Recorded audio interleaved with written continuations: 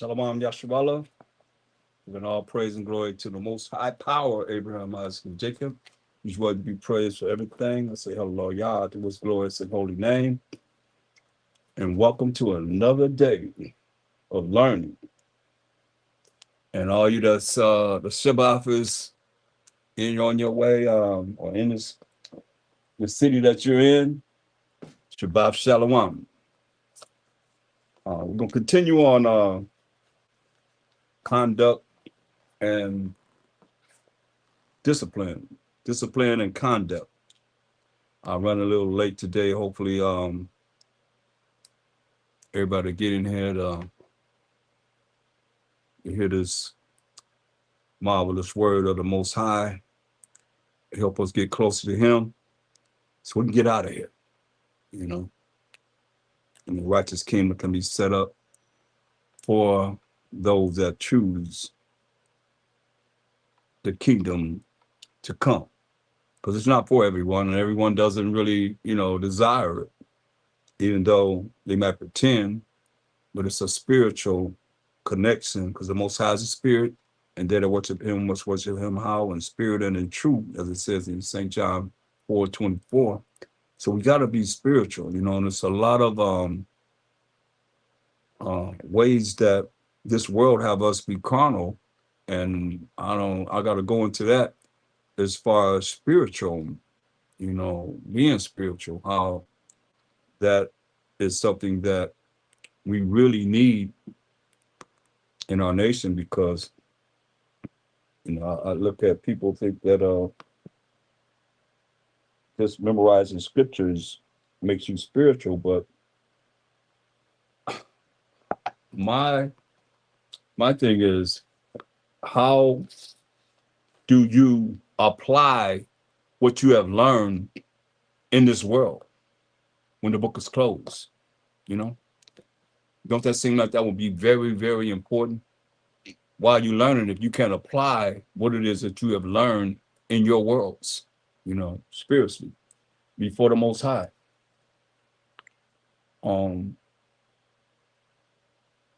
I was going to go into, a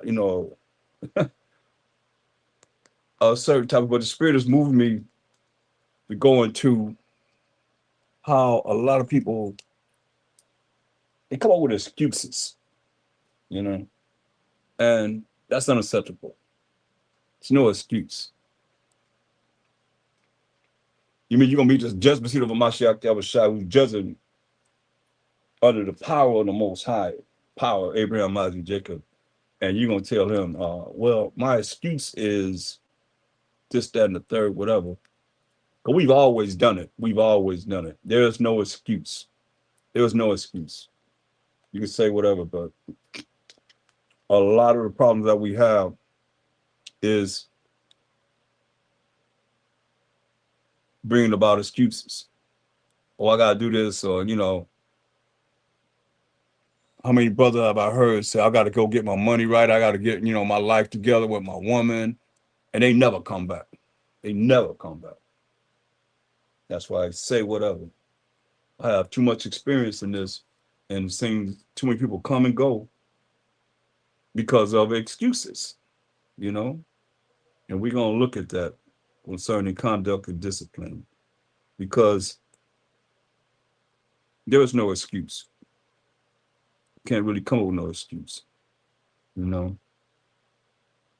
God, all praise to the Most High. Bear with me for a second.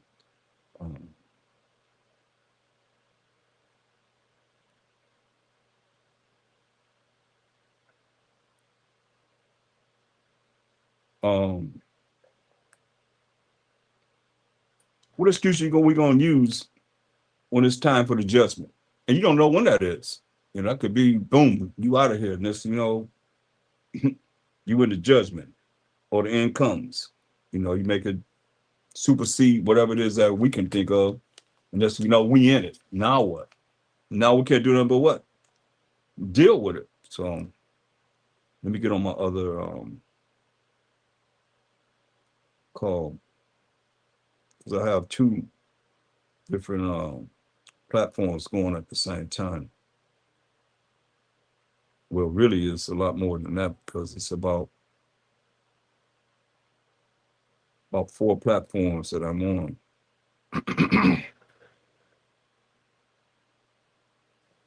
At the same time. So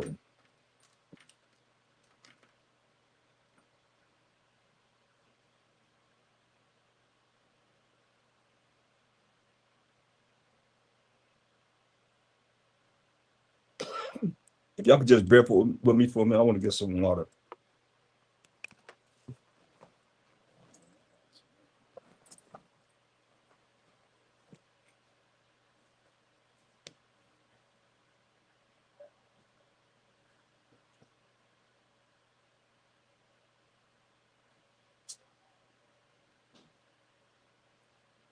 Have more water.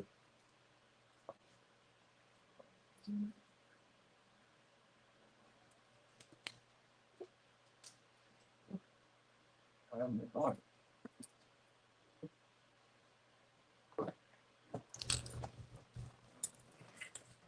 It's about Shalom for those that's entering into the room. Welcome.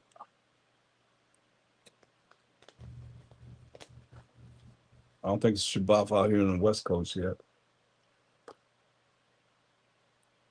But like I said, we're going to look at, because a lot of people have excuses. So we're going to go into this. You know, you can look at it. Since we deal with discipline and conduct, that would be very wise to not have excuses as far as dealing with what we have to do in this truth. You know, people do.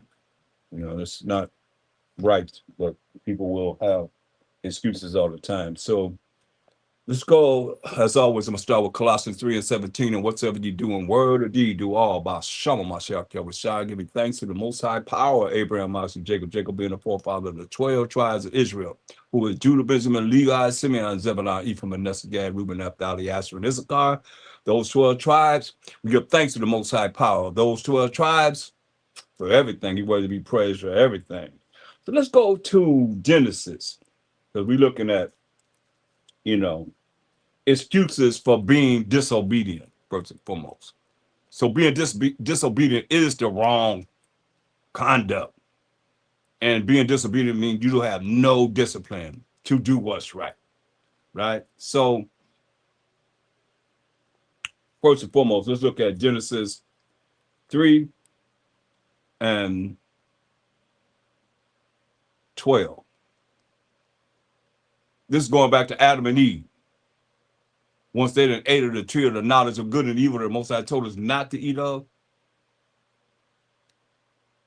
Listen to what they said. Genesis 3 and 12. And Johanna in the house. All right. Shabbat Shalom, my brother. Look, this Adam first. Genesis 3 and 12. And the man said, well, let's look at what the Most High said. Let's start verse 9. It said, and the Most High called unto Adam and said unto him, where art thou? Where you at, Adam? And he said, I heard thy voice in the garden, and I was afraid, because I was naked, and I hid myself. And he said, who told thee thou wast naked? Hast thou eaten of the tree whereof I commanded thee that thou shouldest not eat, which is the tree of the knowledge of good and evil?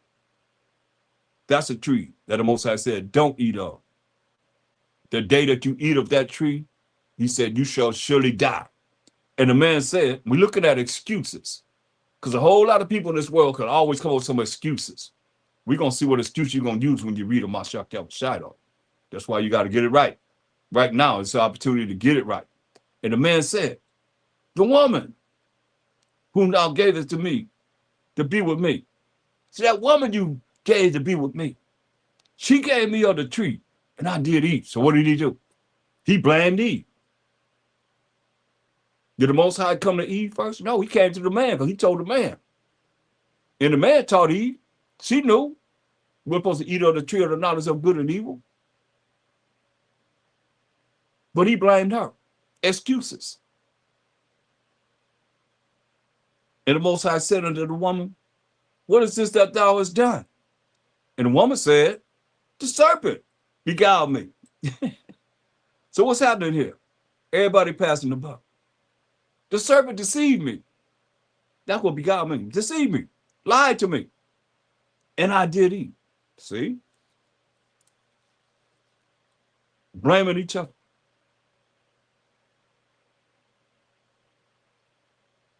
And the Most High said unto the serpent, because thou hast done this, thou art cursed above all cattle, and above every beast of the field. Upon thy belly shalt thou go, and dust shalt thou eat of all the days of thy life. Right? So, I'm here to show you how it's not just with us today. We are the way back into the garden. Adam and Eve. The Adamites, I might say, had immortality. What we're trying to reach, the Adamites already had. They had immortality until they did this. Shabbat Shalom, welcome. All praise to the Most High. They were supposed to do this. Excuses. You see, the man blamed the woman instead of taking up, taking responsibility for what he did. The woman blamed the serpent, right? The serpent can't blame nobody because he's the one that set up this whole thing of the lies in the first place. That's why you got to be aware. You got to be aware. Proverbs 28:13. We're looking at excuses. People come with all kinds of excuses. They ain't just, you see, we went all the way back to the garden. We're going to go through it. You're going to see about these excuses. Ain't no excuse. What you going to tell the Most High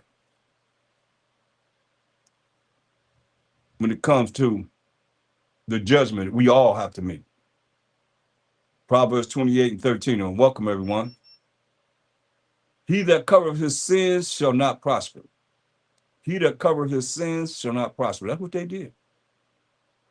I was exposed. That naked means just exposed. I'm exposed, man. I did wrong. Just like, I'm sorry, he that covereth his sins shall not prosper. But whoso confesses and forsaketh them shall have mercy. You hear that? You have to confess your sins and stop doing it. And what it says, and forsake them means stop doing it, stop sinning. But how are you going to stop sinning if you don't know what the Most High's laws are? You can go on my page and going over the laws. And I'm going over the laws. And I'm going over different chapters and so forth, Shalom, Shabbat Shalom, welcome. You see? That's why it tells you again. He that covers his sins shall not prosper. You cover your sins like you all this and all that, you ain't going to prosper, man. You're going to always be dealt with. Like I showed you over and over again. What did the prophets say? We have sinned, even though they were righteous. They have a book written for themselves. The last lesson that I did, you can look at it. I went through a lot of scriptures to show you that this is marvelous in the eyes of the Most High. Not that we are this and that, whatever. What if Mashal Shai got to come back and show us how to be righteous before the Most High? We already there. What can he teach you? You already know what he's going to teach us for 1,000 years to know the Most High. He the one that wrote the laws with his finger. He going to put it in our minds. It ain't in our minds yet. If it is, then what we teaching for? You say you ain't going to teach. The covenant tell you ain't going to teach no man no more. You ain't have to teach no Most High. Teach no man to learn the Most High. Know of the Most High. Everybody going to know him from the greatest to the least, he said. He that covereth his sins, Proverbs 28:13, shall not prosper. You think you all that? We ain't nothing else we ought to be. We know in part and we prophesy in part, every last one of us. Well, I ain't hear nobody commenting. What number are you at 144,000? What gate you going through? Guaranteed. Put your life on it. Like some of y'all be in the, I used to be there. I used to be in the kingdom, man. What I'm gonna do in the kingdom, this, that, and the third. The scripture said, and I knew the scripture said, dare not make thyself one of the number. But when I look at everybody else doing it, I follow suit just with everybody else, being a robot T, robots and robot T's. But then when I realized, wait a minute, step back and look, like, wait a minute, can't put myself there. Dare not make thyself one of the number. But when you make yourself one of the number, when you put yourself there, what you gonna do when you get in the kingdom? You already got, that's the judgment that you already give yourself. No, don't do that. He that covereth his sin shall not prosper. You know, you all this and all that. No, you ain't nothing else we ought to be. Prove to me that you know that you already went through 1,000 years of a Mashiach teaching us, and you ready to teach everybody else. You done took his place. Don't you know it's a fearful thing to fall in the hands of living power? And Mashiach too said what he said in John 10:30. Say, I and my Father are one. They agree. You ain't gonna run to the Most High and think you ain't got to deal with the Mashiach Yahushua, or run to the Mashiach Yahushua and think you ain't got to deal with the Most High. Hey, you gonna have to deal with them, man. But whoever confesses and forsaketh them shall have mercy. And he say gonna have mercy on Jacob in Isaiah 14:1. And yet choose Israel and set us in our own land, right? So you got to do what he says do, man. This is really important. And just to show you that that nakedness represent, let me give you a prime example of that nakedness, meaning exposed. We can go to Esau and once I talk to them in Isaiah 47 chapter, verse 3, I believe it is. Let me see. Isaiah 47:3. Yeah, thy nakedness, see? Thy nakedness shall be uncovered. Yeah, thy shame shall be seen. I will take vengeance, he said, and I will not meet thee as a man. You see? So thy nakedness shall be uncovered. What's that talking about? He's going to be exposed for the wickedness and the sins and the evil that's been done. Straight up. Just like Adam and Eve was exposed. That's why I said I was naked, you know. He was exposed for what he's done, you know. And that's real. And that's real. That's why we can't be having no excuses, yo. James, the first chapter, James 1:1, first and foremost. Because a lot of people, I see these Christian sanity people, they be going to these books in the Bible, but these books in the Bible don't not addressed to them. But yet and still, it's not addressed to you. Okay, let's see. Let's see if James is addressed to anyone.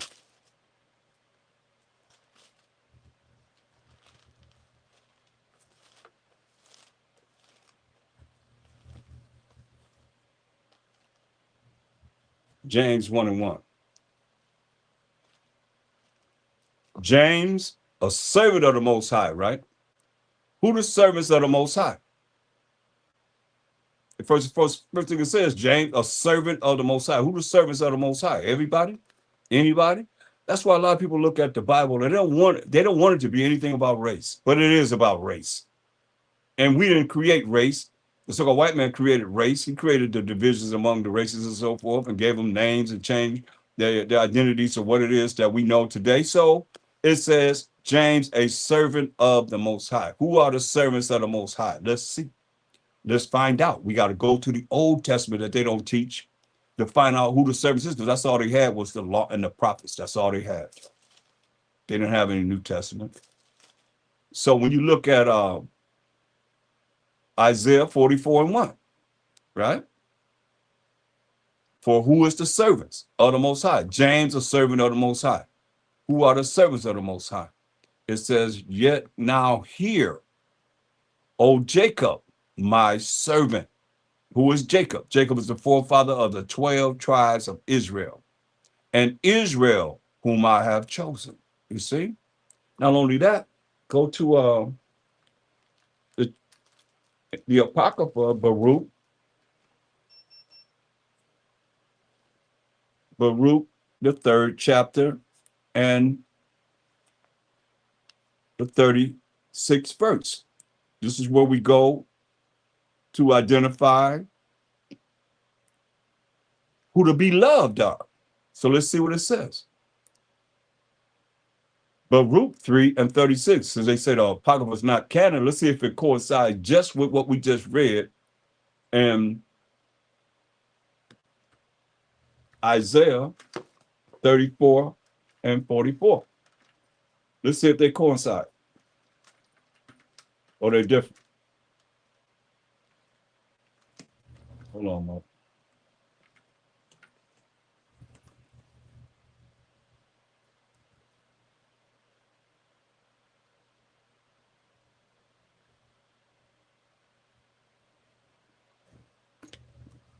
Baruch, the 3rd chapter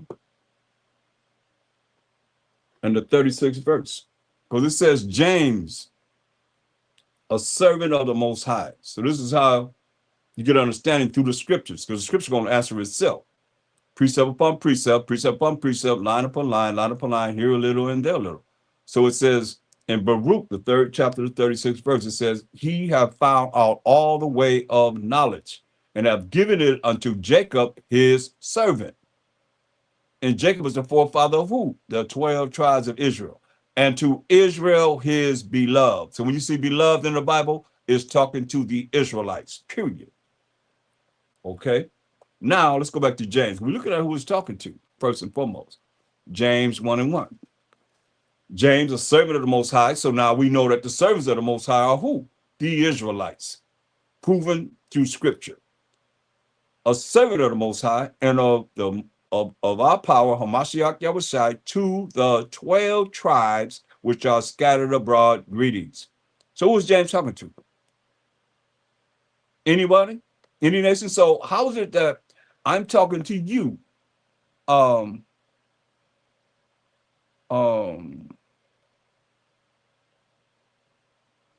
There's somebody that's coming here just, you're just using our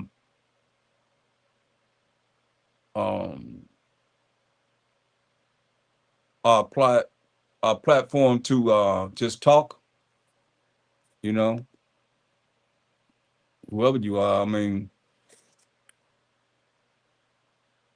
this says to the 12 tribes which are scattered abroad, greetings, right? That's who it's talking to. The 12 tribes which are scattered abroad, greetings. It says, my brethren, okay? My brethren. James is of the 12 tribes of Israel. He's talking to the 12 tribes of Israel. So if you're not of the 12 tribes of Israel, you can't go here. It's not talking to you. So it's talking to the 12 tribes of Israel. Let's go. We're going to read from 12 to 17. We're looking at excuses. It says, blessed is the man, verse 12, James 1 and 12. Blessed is the man that endureth temptation. That's why he said what? In verse 2. Let you know initially, hey, my brethren, count it all joy when ye fall into diverse temptations, right? Different temptations. So what happened when Hamashiach was shy, went up into the wilderness, spirit led him up in the wilderness, and he was tempted of the devil. He was tempted. That's the tempter, the devil. So now when you know you're going to be tempted, that's why I say when you read Ecclesiasticus 2 and 1. That's why you got a man up, you got a woman up, you got a child up, whatever, and deal with it and endure. It says Ecclesiasticus 2 and 1. My son, if thou come to serve the Most High, prepare thy soul for temptation. Don't just think because you don't memorize a lot of scriptures that you ready, you in the spirit. Nah, it won't work that way. It does not work that way, y'all. Because you gotta look at what it's saying. When you come to serve the Most High, he say, prepare your soul for temptation. Who the tempter? The devil. He telling you when you come to serve the Most High, prepare yourself for the devil coming to deal with you. Straight up. That's why I said diverse, different temptations. Come this way, that way, all kind of ways. He said, set thy heart right. Set your mind right. Get your mind right. But the first thing you got to do is prepare. That's very important. I can't jump over there because a lot of times when I was taught this, I was not taught the preparation. You can think you can memorize the scriptures you want to, and that's all you need. Then when the scriptures come, when the book is closed and you ain't applying what it is you learn, what's the difference? What's the point? You learning to be able to apply this in your life, make it work for you spiritually. The only way you can make it spiritually work for you is that you in tune with the Most High. You in tune with the Master Yahweh. He's gonna be coming out of your mouth. If he ain't coming out of your mouth, how you in tune with him? You listen. I'm listening, man. Like, man, nobody even talk about it. You know. And those that do, we talk hours. We own it. We talking. We dealing it. Those that don't, hey, conversation short, whatever. It ain't really dealing with what we supposed to be dealing. So you got to prepare yourself, man, for the devil. And how you prepare yourself for the devil? What am I saying? Used against the devil, the law of the Most High, because he can't deal with the law of the Most High. You know that? You've been taught that. You should know this. He went to the law every single time when he was fasting 40 days and 40 nights. Where did he go? As it is written. Have you not heard? It has been said. Every single time he went to the law of the Most High to rebuke the devil. He can't deal with the law. The same laws that you preachers are saying that we not under. So you ain't having nobody rebuke the devil. I don't care how many times you say it. You rolling with him. If you ain't dealing with the law, if you ain't dealing with the Mashiach used to rebuke the devil, how are you dealing with him? How you dealing with the Mashiach? You ain't even doing the same thing that he done. You ain't Mashiach. You ain't like him. Every single time when he rebuked the devil, he went to the laws of the Most High. From you can read from Exodus all the way to Deuteronomy, man. Get those laws in you, man. That's what it's all about. That's what he used. That's your preparation. Because we went to the law every single. What do you have to do? He had to leave. The devil had to leave him alone.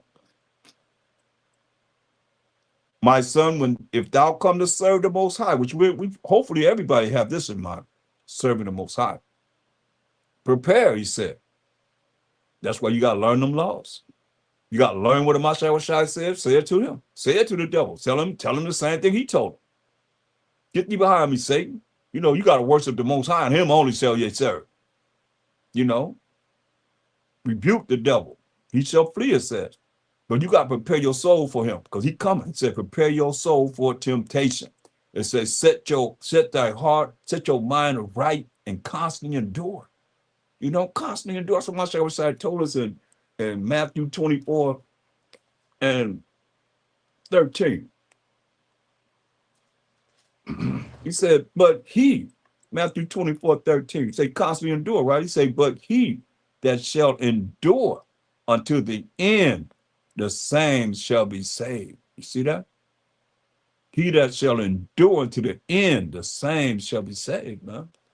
So, going back to Ecclesiasticus 6. So you got to prepare yourself for different temptations. What he's talking about, the devil will come at you this way, will come at you that way. Do you recognize the devil? You think it's the Most High. You think it's a Mashiach Yahushua, or you think you rolling in the spirit.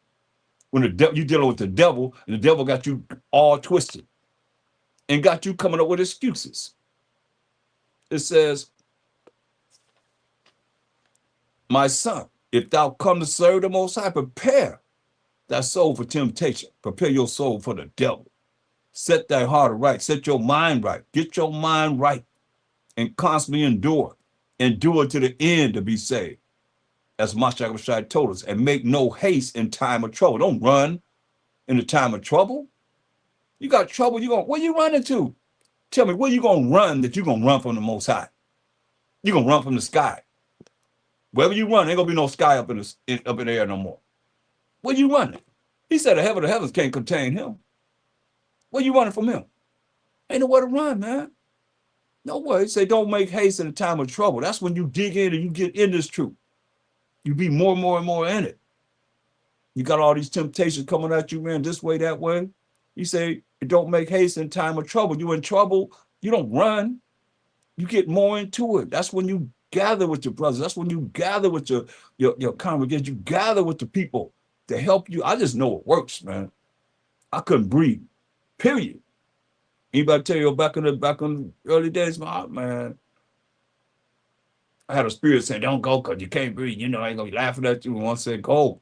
When you go, you're going to be healed. You're going to be all right. And I kept going and I feel all right. Came through it. Made it through, man. Can't tell me the Most High ain't real. Shoot. Did I run in time of trouble? No, I ain't never ran in time of trouble. It says, cleave unto him. Cleave unto the Most High. And depart not away. Don't run. Where you going? People that say, I'll be back, they never come back. Don't get caught up in that trap. Don't let Satan catch you up in the trap. That's why I say you got different temptations, different ways he's going to come at you. But so what? You know, that's why we have the brotherhood. That's why we have the men that set up to be able to help you come through whatever it is you're going through. That's been through so much. You know, it's still here. I got a badge that says I done made it through nearly everything. For real, for real. All praise to the Most High. I'm here, man. You know, it ain't over. I mean, so he love, he chastens. I had to pray the Most High don't chasten me so hard, man.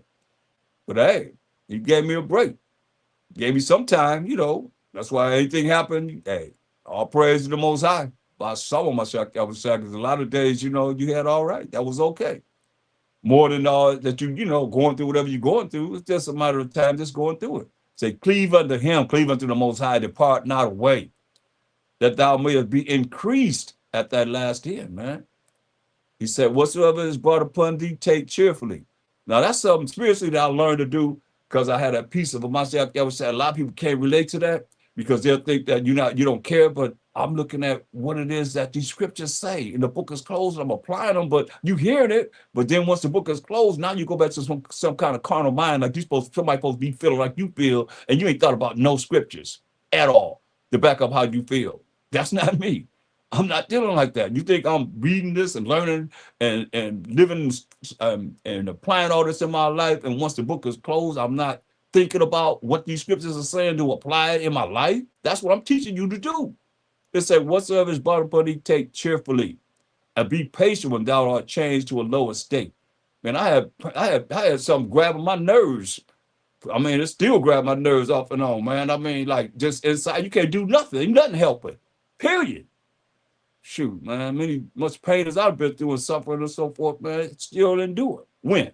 How I feel right now, you know? Who can say? I mean, when can you say that I was just really in such a bad shape that I was just out of it? You know? He said, whatever do you take cheerfully. It works. I'm telling y'all, when you really look at most, I say, whatever I go through, take cheerfully, and you start doing that, it works. But if you carnal minded, then what it's gonna do to you? Nothing. All you're gonna do is keep on doing the same old, and complaining. Oh, it was me. Oh, it was me. Oh, I can't do it. Whatever. Feeling sorry for yourself. Nah, man. Nah. Whatsoever brought upon thee, take cheerfully, and be patient. That's very important. Patient deal with time, y'all. When thou art changed to a lower state, gotta be patient. You know. It says, hey, but gold is tried in the fire. Gold is tried in the fire. So the many temptations you got to do, you want to serve the Most High, hey, you're going to go through something. You know, you're going to go through something. Gold is tried in the fire, and acceptable men in the furnace of adversity. Straight up. That's why you got to deal with these temptations. Go to Isaiah 48 and 10.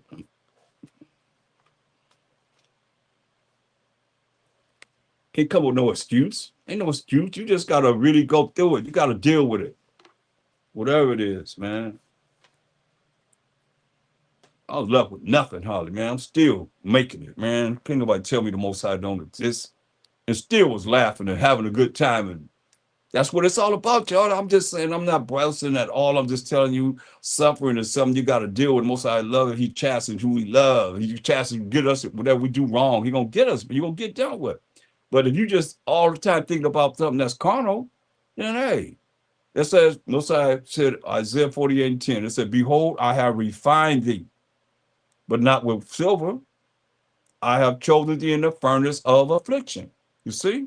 So a lot of us have gone through a lot, and some people are going through a lot, and you cannot really just, and people will take advantage of people that's going through something. Just put them down, man. You can't do that. Because you look at your plight, it ain't came yet, but you putting somebody down that's suffering, have been through a lot or going through a lot, then hey, your time gonna come. Your time gonna come. Believe this. All you that like to talk about people and put them down and this and the third and don't feel for your brother and sister for whatever they're going through, your time gonna come. And hopefully you'll be all right when it comes. I see a lot of people, boom, they leaving. They don't want to hear this. They don't want to hear. You know why? Because I say you are not spiritual. Point blank. That's why you're leaving. Because you're not spiritual. Those that are going to remain, hey, no power to you. But hey, he said, behold, I refine thee. You're going to be refined, but not with silver. I have chosen thee in the furnace of affliction. And you see what we just did? We went all the way back to the beginning. You see what we did? Did anybody not see what we did? Adam and Eve did? Moses said, hey, you can eat of the tree of life and live forever. Y'all don't know the story? Or you know the story. But don't eat of the tree of the knowledge of good and evil, else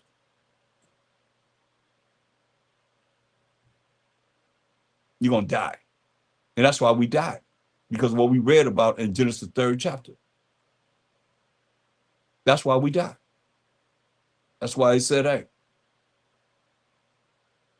we're going to be dipped in a furnace of affliction, man. He's working to make us perfect. That's why it tells you in 2nd Ezra 9:22. That's why, it might seem cold to someone, but these scriptures say what it says.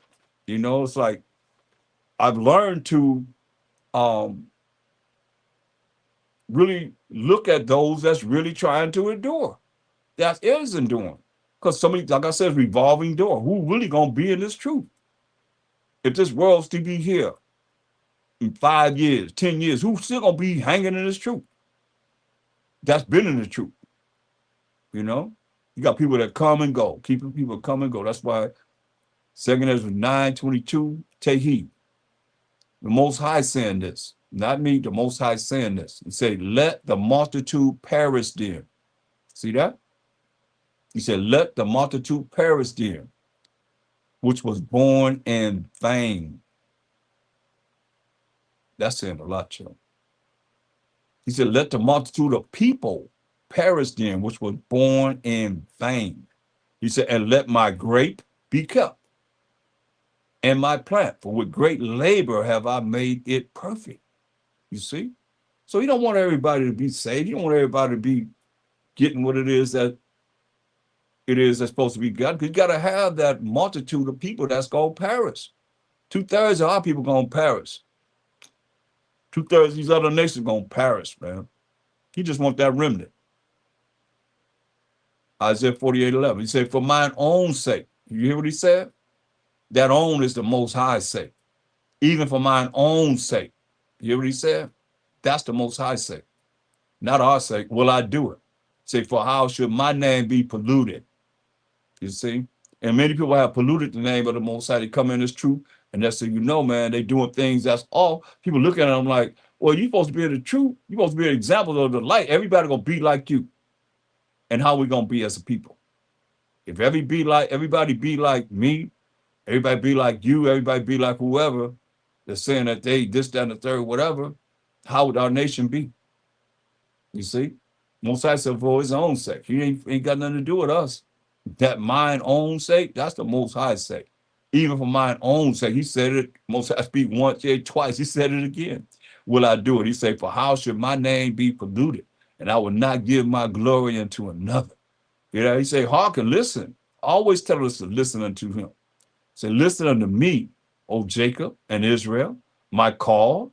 I am he, I am the first, I am the last. My hand also have laid the foundation of the earth, and my right hand have spanned the heavens. When I call up unto them, they stand up together. That's most I let you know, man, even the stars, the moon and whatever that's in the sky, they answer to him. Let's go back to James 1. So we're going to go through something. You in this truth, you got to prepare yourself for the devil. That's what he told you. You got to prepare yourself for him. The preparation is going over them laws, y'all. James, the 1st chapter and verse 12. Blessed is the man that endureth temptation. You see? That's why you're gonna be dealing with different temptations. The devil gonna come at you this way, that way, different ways. Blessed is the man that endureth temptation. For when he is tried, he shall receive the crown of life. Almost like gonna try you in what? The furnace of affliction. But if you go through it, you endure it, and you survive it, which you will, if you trust in the Most High, as he told you, you're going to have a crown of life, which the Most High have promised to them that love him. And 1 John 5:3 says what? But it's the love of the Most High, that we keep his commandments. His commandments are not grievous. He said, that's how you love him. Do what he say do. He said, let no man say when he is tempted, I am tempted of the Most High. Don't let that come out of your mouth. Don't even think that. He said, don't even think that you tempted of the Most High. But people be thinking that. That's why it's here. For the Most High cannot be tempted with evil. You understand that? The Most High cannot be tempted with evil. You draw evil to yourself. When you think wrong, you speak wrong, or you act wrong. You draw evil to yourself. That's why he gave us rules and regulations to go by. You follow those rules, you ain't got to worry about.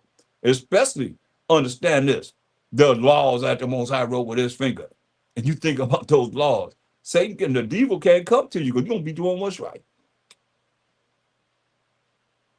It says, let no man say, verse 13, when he is tempted, I am tempted of the Most High. But the Most High cannot be tempted with evil. Neither tempted he any man. He don't tempt no man. He said, but every man is tempted when he is drawn away of his own lust and enticed. You understand that? Your own desires, the things that you want to do, or you listen to somebody else and they got you doing whatever they want you to do, enticing you. It talks about that. Go to oh, praise the Most High. Wow, that's something. When you turn the Bible, they go right to the page. You thinking of it, they go right to the page. You got to give credit to the boss. You got to give all praise to the Most High. 1 Timothy 4:1. 1 Timothy 4:1. You got to give praise to the Most High. Go honor what it is due, man. Now the Spirit speaketh expressly that in the last times, when the last times, y'all, last days right now that we in, some shall depart from the faith. Some will depart, like I said, it's a revolving door. A lot of people have come and gone. Like a lot of people come in and they hear what I'm talking about, excuses and these scriptures, and they leave even here in the conference call. You see? They don't want to hear it. What it say? Giving heed to seducing spirits. Like a lot of y'all been seduced, man. Y'all been seduced, man. Hey, come over here. A lot of y'all that's dealing with Christian Saturday, you can't relate to the real truth. Y'all say we cherry picking. The Bible is understood through precept upon precept, precept upon precept, line upon line, here a little and there a little. It's a puzzle, you see? Just like we talking about certain things, you go back and look at it. I'm addressing what we're talking about through the scriptures. That's why we're talking about seducing, right? Here it is, giving heed to seducing spirits. A lot of y'all been seduced, man. And you can't come out of it. Most likely, maybe you part of that one that we just read about, hopefully not, but it's going to be a multitude, he said, that's born in vain. Straight up. This ain't for them. And they have you so seduced down that you don't want to learn. A lot of you don't want to learn. And doctrines of devils, hear that? Doctrines of devils. And y'all following just any Christian sanity, I don't care. Show me one that's keeping the moral laws, civil laws, dietary laws, ceremonial laws. Which one? Doctrines of devils, deceitful and evil people, man. You're not dealing with the truth as it should be. That's why you taking heed to seducing spirits. That's what has happened to our people. You've been seduced all the way from 1492 all the way to now, this day, and don't even realize it. Accept it.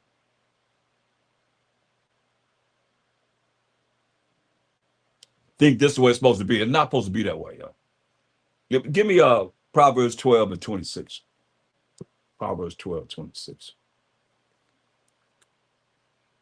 Proverbs 12:26.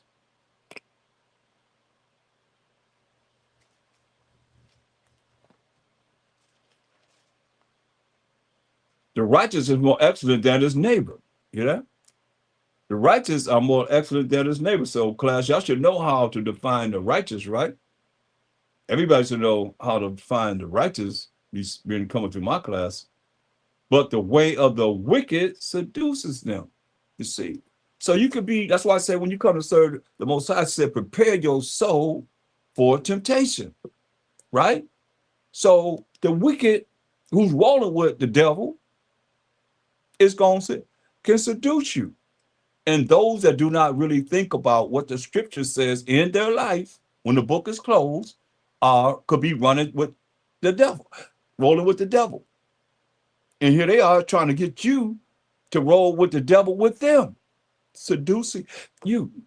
Oh, yeah. That's why a lot of you got the devil and you ain't gonna be able to stay here to hear this. Because a lot of y'all got excuses. You don't want to hear about yourself. Might touch some. I mean, that's what we hear. I'm here to wake you up. In other words, I'm your alarm clock. Wake up. You would have said, it said, uh, now the verse 4 of the of First Timothy. Now the Spirit speaketh expressly that in the latter times, when the last days, y'all, some shall depart from the faith. You know, that's why I'm not impressed with no one unless you're gonna endure. You're not enduring, then hey, you left. You didn't follow what you learned. So many people you know what I mean, throughout the years, you look at, man, wow, it's the same old, you know. People come and go. They will depart from the faith. But they think they are rolling in the faith because they're going back to what they go back to, Christian insanity. Because you say, okay, what is this talking about? What is this talking about? What is this talking about? What is this talking about? They supposed to believe in the Bible, but then when you ask them what does this mean, and even some of you that's in the truth, call yourself in the truth, say, what does this mean? And you don't know. What if Mashiach come back and say, the test is, I'm going to this scripture, and if you can break it down for me, since you didn't care when you was in the flesh, you was in your worlds, you didn't care. If you can tell me what this means, then I'll allow you to go into my kingdom. Think about that. Have y'all thought about that? Anybody? I mean, that's serious. What the judgment's gonna be? Oh, y'all got this Christian type of mindset. I mean, say Christian insanity type of mindset. That he know my heart. You know your heart. You know your heart. You know your mind did not want to learn, but whatever it is was presented to you, and that's all you cared about. And that's all you cared about. But then when it comes down to you being tested, and it's like he could test you, y'all think he coming back to start off from scratch, huh? And all this wisdom, knowledge, and understanding is in this work earth right now. And y'all think he coming back to start all over again. You really think that? I don't think so. Y'all giving heed to seducing spirits and doctrines of devils. Now what you doing if you don't really care about learning more? That's why it says study to show yourself approved unto the Most High. It's a lot to learn. Believe me, it's a lot to learn, man. I'm surrounded by scriptures. I'm surrounded by precepts. I'm surrounded by, like I could go from now to whenever, man. I mean, I have scriptures. It's about our world, man. Going back to James. That's how you gotta be, man. You gotta desire more. You can't look. Much is required, much is given, much is required. But if you ain't requiring more, then how you gonna get more? How you gonna get more? You don't even try to get more. That's like you wanna make $50 an hour on your job, but you do the things to be able to that equates to about $12 an hour. But you think you should be getting $50. But your work ethics is like $12 an hour. You know, and then told you pick your workload up and do what you're supposed to do here, there. I'm showing you what to do right here. Bam, bam, bam, bam, bam. You can make $50 an hour, but no, you're gonna stay right where you at and think it's okay. I'm gonna get my $50 an hour one day, and you retire with making $12 an hour. That's it. That's far as you went. Because you want to desire more to be able to have more. And then those that do that, then you got a problem with them because you're looking at, okay, well, nobody can come in my life and say, okay, well, I'm gonna be on the same page as you. When I took all these years, we just been in this truth all these years, learning, learning, learning, learning, learning, learning, learning, learning, learning, learning, learning. And you not? How you think we're able to do what we're doing? Because we learn. We have to spend that time, and we desire to know more. And we was given more because we desired more. Much is given, much is required. You see, but you're not given enough to be able to know what it is that you know on a high level, man. It's real serious, man. It's like James, the first chapter,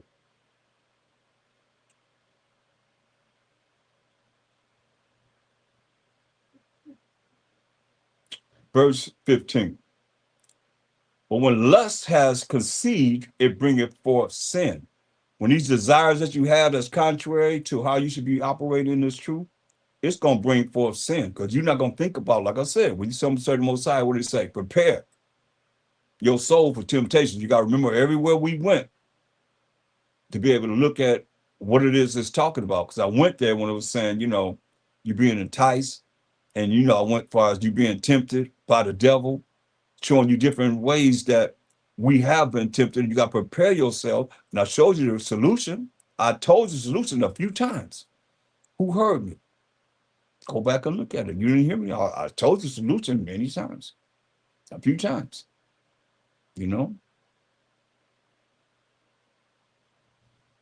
It says, then when lust hath conceived, it bringeth forth sin. So sin is a transgression of the Most High's laws in the New Testament, from the Old Testament. 1 John 3 and 4. For sin is a transgression of the Most High's laws. And sin, when you transgress the Most High's laws, when it is finished, bringeth forth death. Wages of sin is death. When you finish doing what you're not supposed to be doing, it's going to bring forth death. Remember what he told Adam and Eve when we started this lesson? You eat of the tree of the knowledge of good and evil, you're going to surely die. That's why we die. It says, do not err, my beloved brethren. And we know who the beloved are. We just read that in Baruch 3:36, right? Israel, my beloved. Okay? So you know that his beloved brethren is who? The Israelites. He said in verse 1, to the 12 tribes which are scattered abroad, greetings. Come on. And that's why I see these people in different Christian Saturday, they'll take this Bible and they'll read it and you'll think it's talking to everybody. It's not. It's addressed to the 12 tribes of Israel. It says, verse 17, every good gift and every perfect gift is from above and coming down from the Father of lights, with whom is no variableness, neither shadow of turning, man. He will always be the same. That's why it says, Malachi 3 and 6. Malachi 3 and 6.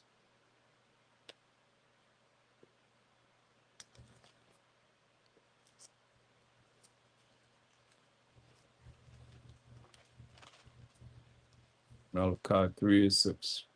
For I am the Most High, Yahweh. I change not. Therefore, you sons of Jacob are not consumed. Hey, Most High say he don't change. But Mashiach shall change, huh? Let's see if he changed. Hebrews 13 and 8.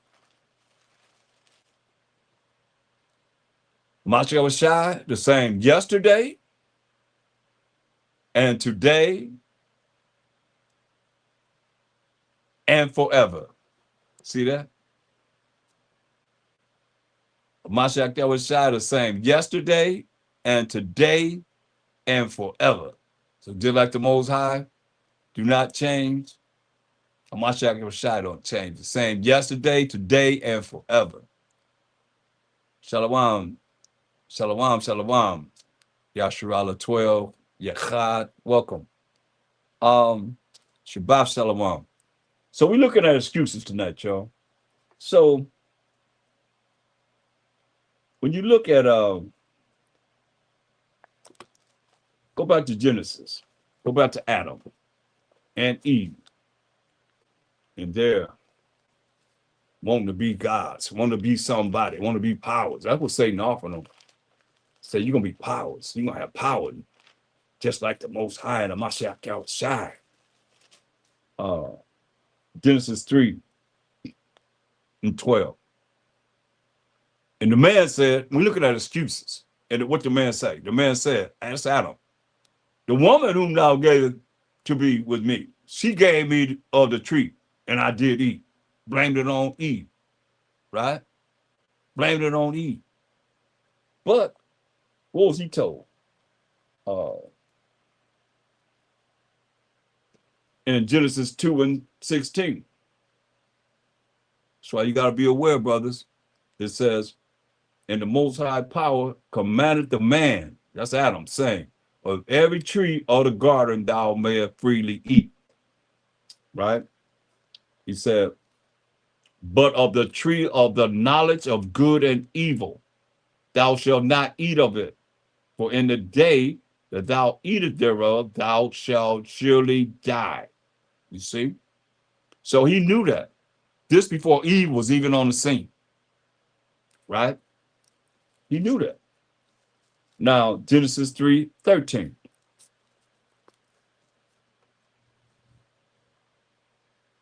And the Most High said unto the woman, since Adam had blamed her, what is this that thou hast done? What have you done? We look at excuses. And the woman said, the serpent beguiled me. The serpent deceived me, lied to me, and I did eat. Right? Now, Genesis 3:2. And the woman deceived, her name was changed, her name was changed to Eve. And the woman said unto the serpent, because the serpent asked you, hey, had the Most High said you could eat of all the trees, every tree of the garden? And the woman said unto the serpent, we may eat of the fruit of the trees of the garden, but of the fruit of the tree which is in the midst of the garden, Most High said, ye shall not eat of it, neither shall ye touch it, lest ye die. That sounds like to me something like what he said about about a pig. You're supposed to touch a dead pig carcass. In Leviticus 11:7-8, right? So you're supposed to touch it lest you die. That tree of the knowledge of good and evil, right? And the serpent said unto the woman, the first lie ever told in the Bible, ye shall not surely die. Straight up. Ye shall not surely die. For the Most High does know that in the day ye eat thereof, then your eyes shall be open. Remember I told you about nakedness means they were exposed. So it says, the Most High does know that in the day ye eat thereof, then your eyes shall be open, and ye shall be as gods, knowing good and evil. You're going to be as powers, because the Most High, the Mashiach on the side is rolling right here with him. You're going to be as powers, knowing good and evil. And when the woman saw that the tree was good for food, going to have this power. That's what she's saying. You're going to be as gods. That's what she's saying. You see? Shabbat Shalom, Adano Israel. So it says, when the woman saw that the tree was good for food and that it was pleasant to the eyes and a tree to be desired to make one wise, she took of the fruit thereof and did eat, and gave also unto her husband with her, and he did eat. You see? So Adam knew better. He knew what he was doing. He ate of the tree also. And that's why we die. That's why I tell you in the Apocrypha, you go to the book of Ecclesiasticus, the 25th chapter, get there.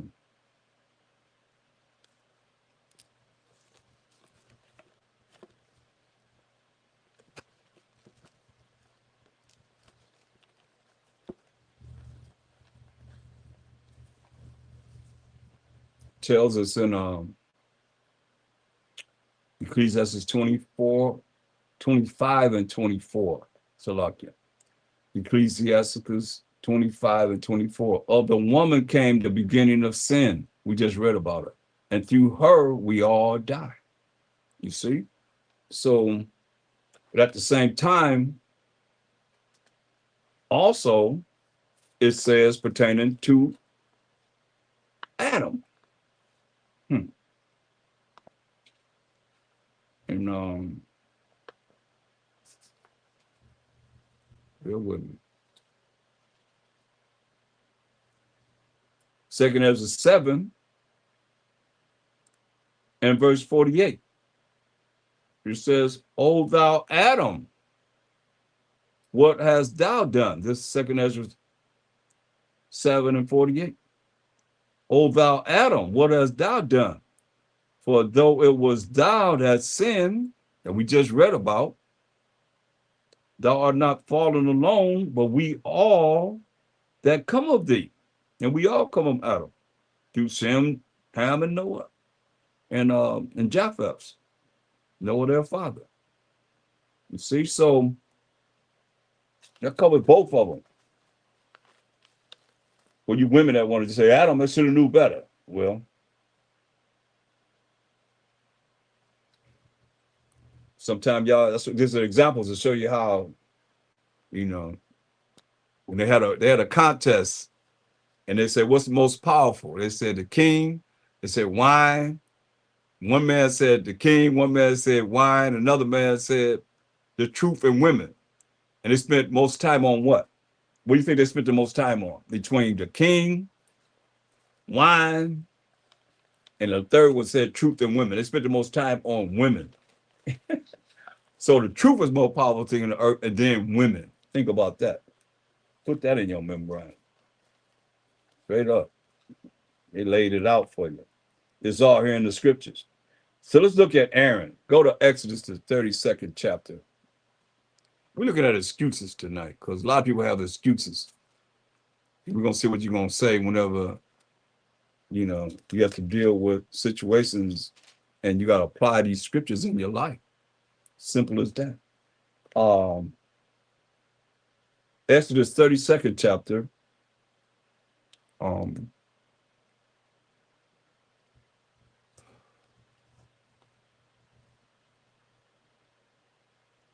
This is when Moses had went up to get the commandments that the Most High wrote with his finger. And he was up there 40 days. Just so you know, they done made a calf and said, this is who brought us out of Egypt. Think about that. That's why I say when you look at it, going through these excuses and we look at how we so easily dismiss the Most High. We talk about conduct and we talk about discipline. How so easily we just dismiss the Most High like whatever. So we're looking at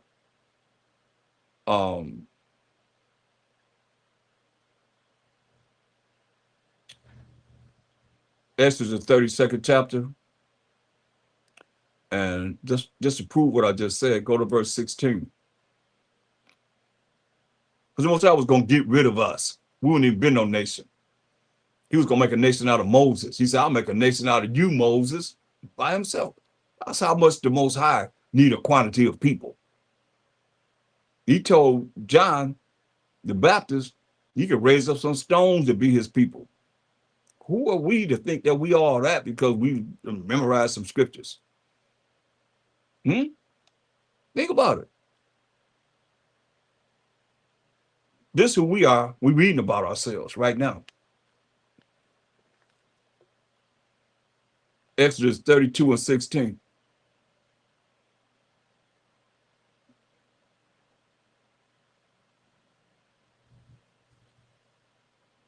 Isaac. We're from Isaac. We're not from Ishmael. The Most High is the power of Daniel. I'm talking to you. Most High is the power of Abraham, who had a son named Isaac, who had a son named Jacob, who became the forefather of the 12 tribes of Israel. Judah, Benjamin, Levi, Simeon, Zebulun, Ephraim, Manasseh, Gad, Reuben, Naphtali, Asher, and Issachar. But Abraham had Ishmael, but the Most High didn't choose Ishmael. He blessed Ishmael, but he chose Isaac. And Isaac is the forefather of Esau and Jacob. But the Most High didn't choose Esau, he chose Jacob. Oh, okay, well, now you know. Even you asking that when the Most High was going to destroy us right here in this chapter, look what Moses was crying to the Most High that he wouldn't destroy us. Look what he said in verse 13 of Exodus 32nd chapter. Remember Abraham, Isaac, and Israel, because Jacob's name was changed to Israel, right? Thy servants, to whom thou swear by thine own self, and said unto them, I will multiply your seed as the stars of heaven, and all this land that I have spoken of will I give unto your seed, and they shall inherit it forever. You see? And the Most High repented of the evil which he thought to do unto his people, because we done evil. Like I said, when you do evil, you draw evil to you. The Most High is not evil. He made evil because knowing what we just did, what Adam and Eve did, eating of the tree of the knowledge of good and evil, hey, we brought evil to us. We didn't have evil in the beginning. Everybody obeyed. There wasn't no need for evil. That's why I said don't eat of that tree of the knowledge of good and evil. That's why you know that. We did. So now, looking at verse 16, and the tables were the work of the Most High, and the writing was the writing of the Most High, graven upon the tables, right? It tells you also in Deuteronomy 9 and 10. That's why when people say we don't have to follow the laws of the Most High, then they're not really dealing with the Most High, who I serve, point blank. Deuteronomy 9 and 10. And the Most High delivered unto me 2 tables of stone, written with the finger of the Most High. And on them was written according to all the words which the Most High spake with you in the mount out of the midst of the fire in the day of the assembly. So this work of the Most High was done by him. You see, he the one that broke the commandments on stones and gave them to Moses. Now going back to Exodus, the 34th chapter, no, the 32nd chapter, Salakia, and we're looking at Aaron. Now Moses, he up in the mountain getting the laws, the commandments from the Most High, and Aaron with the people. And he done made a calf. So now looking at verse 21, and Moses said unto Aaron, check it out. We're looking at excuses, straight up. What did this people unto thee? What does people do? You know, what does people do that thou hast brought so great a sin upon them? What they do to you to make you make this calf? Brought this great sin upon us, upon the people. And Aaron said, look, we looking at excuses, right? Look what Aaron said. And Aaron said, let not the anger of my power wax hot. Thou knowest the people, pointing at the people, that they are set on mischief. But he said unto me, make us gods, which shall go before us. For as for this Moses, the man that brought us up out of the land of Egypt, we wot not what is become of him. And I said unto them, whosoever have any gold, let them break it off. So they gave it me. Then I cast into the fire, and there came out this calf. See? That's why the same thing we read about here, same thing we can read about in the New Testament. See?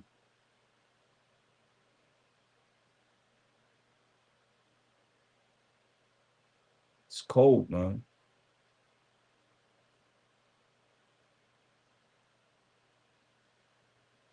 Look, just to show you that, because you know a lot of you might say, well, why you wear earring? Let me show you something.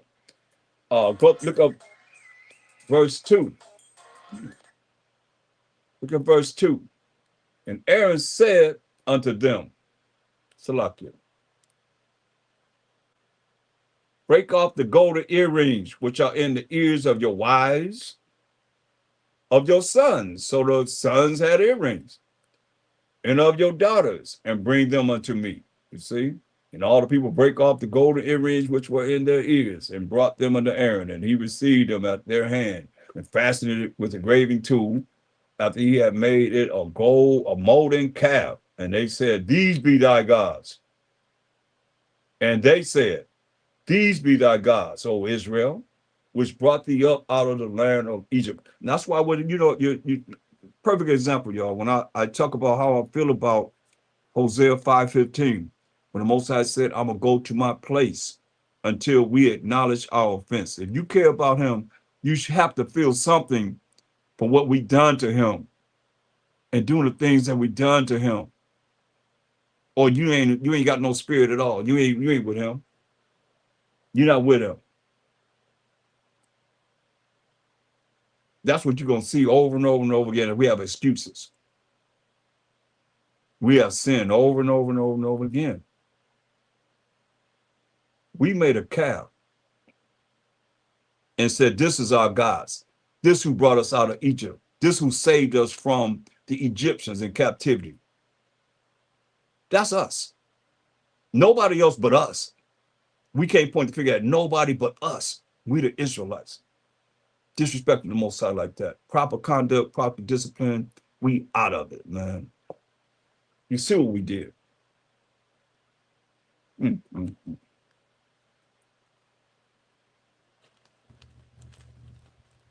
Exodus 15. Exodus 15, verse 24. And the people murmured against Moses, saying, what shall we drink? Complaining.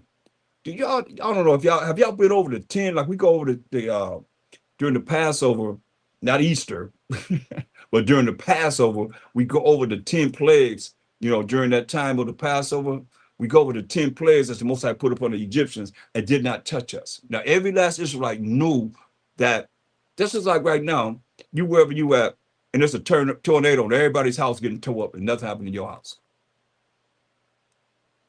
That happened in a hurricane, with an old man. He said all his family was no good at all. He was telling me, he was saying they lived in Florida. He said they were number high class drug dealers.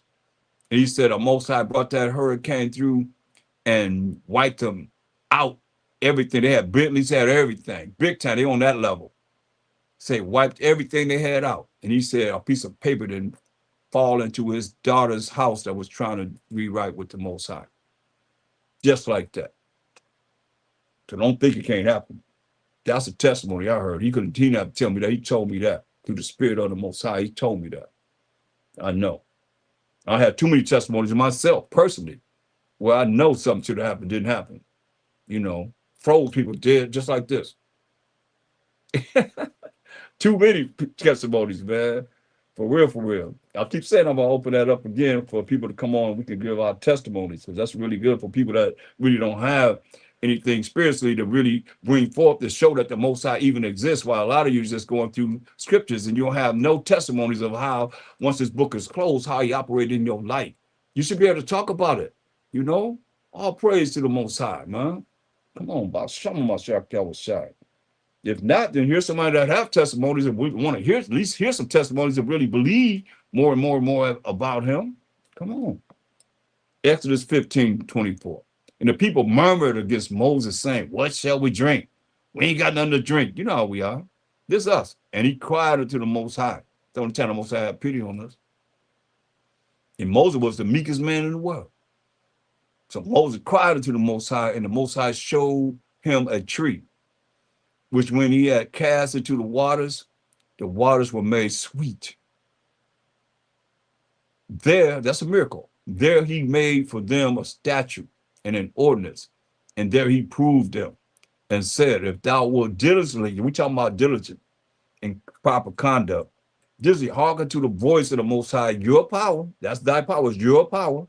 For all you that can't deal with these and thys, that's your power. And will do that which is right in his sight. Do what he say do. And will give ear to his commandments and keep all his statutes. I will put none of these diseases upon thee, A lot of people walk around diseases because they don't keep the commandments of the Most High. They wicked. They whirl with wicked people, and they wonder why they can't be healed, why this can't happen to them, why somebody else is not dealing with what they dealing with, because they are not doing what the Most High say do. And I'm gonna tell you this. He said you're gonna be beat with more stripes since he called you in this truth to learn. You that have been learning, and you look at somebody else that's not in the truth, they might be dealing with Christian insanity, and you follow their way. Oh, he gonna get you. He said you're gonna be with more stripes than them because he ain't called them. This is a special calling. This is the highest calling you could be called into. For real, for real. You gotta understand this. That's why he said, and said, this is the Most High talking to us. He said, if thou would diligently hearken, listen to the voice of the Most High, your power, and will do that which is right in his sight, and will give ear to his commandments and keep all his statutes, I will put none of these diseases upon thee, which I have brought upon the Egyptians. Hear that? He brought diseases upon these Egyptians. For I am the Most High that healeth thee. See? But we didn't. We ain't follow what he said, dude. That's why all these diseases in the work earth right now. And people still looking at, okay, well, how will be healed? You got to do what he said do. Man got to do what he said do. Woman got to do what he said do. And children got to do what he said do. He said do. Point blank.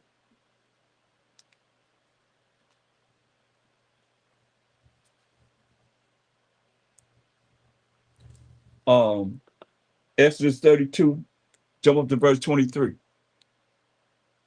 And when they came to Marah, they could not drink of the waters of Marah, for they were bitter.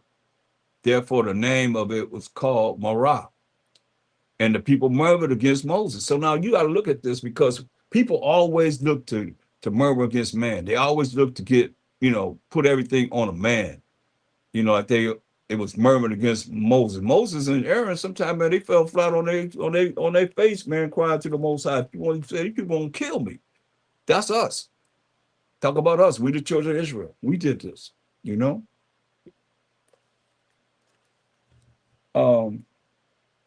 Deuteronomy 30. Deuteronomy the 30th chapter. And a lot of people come in and go because they see I'm in the Old Testament. Y'all know that? They see I'm in the law. I'm in the Old Testament, so they out of here. They deal with Christian insanity. That's how destroyed we are as a people. Deuteronomy 30th chapter, verse 11. And show me a scripture that a Mashiach used to rebuke the devil from the New Testament, if thou can. You're not going to find it. He went to the law that we're reading in right now to rebuke the devil. So how y'all rebuking the devil? You're not. You're just going through motions, man. He laughing at you all the way to wherever you're going to go in your judgment if you don't repent and come back to the Most High's commandments. It's got Deuteronomy 30. We're going to start at verse 11.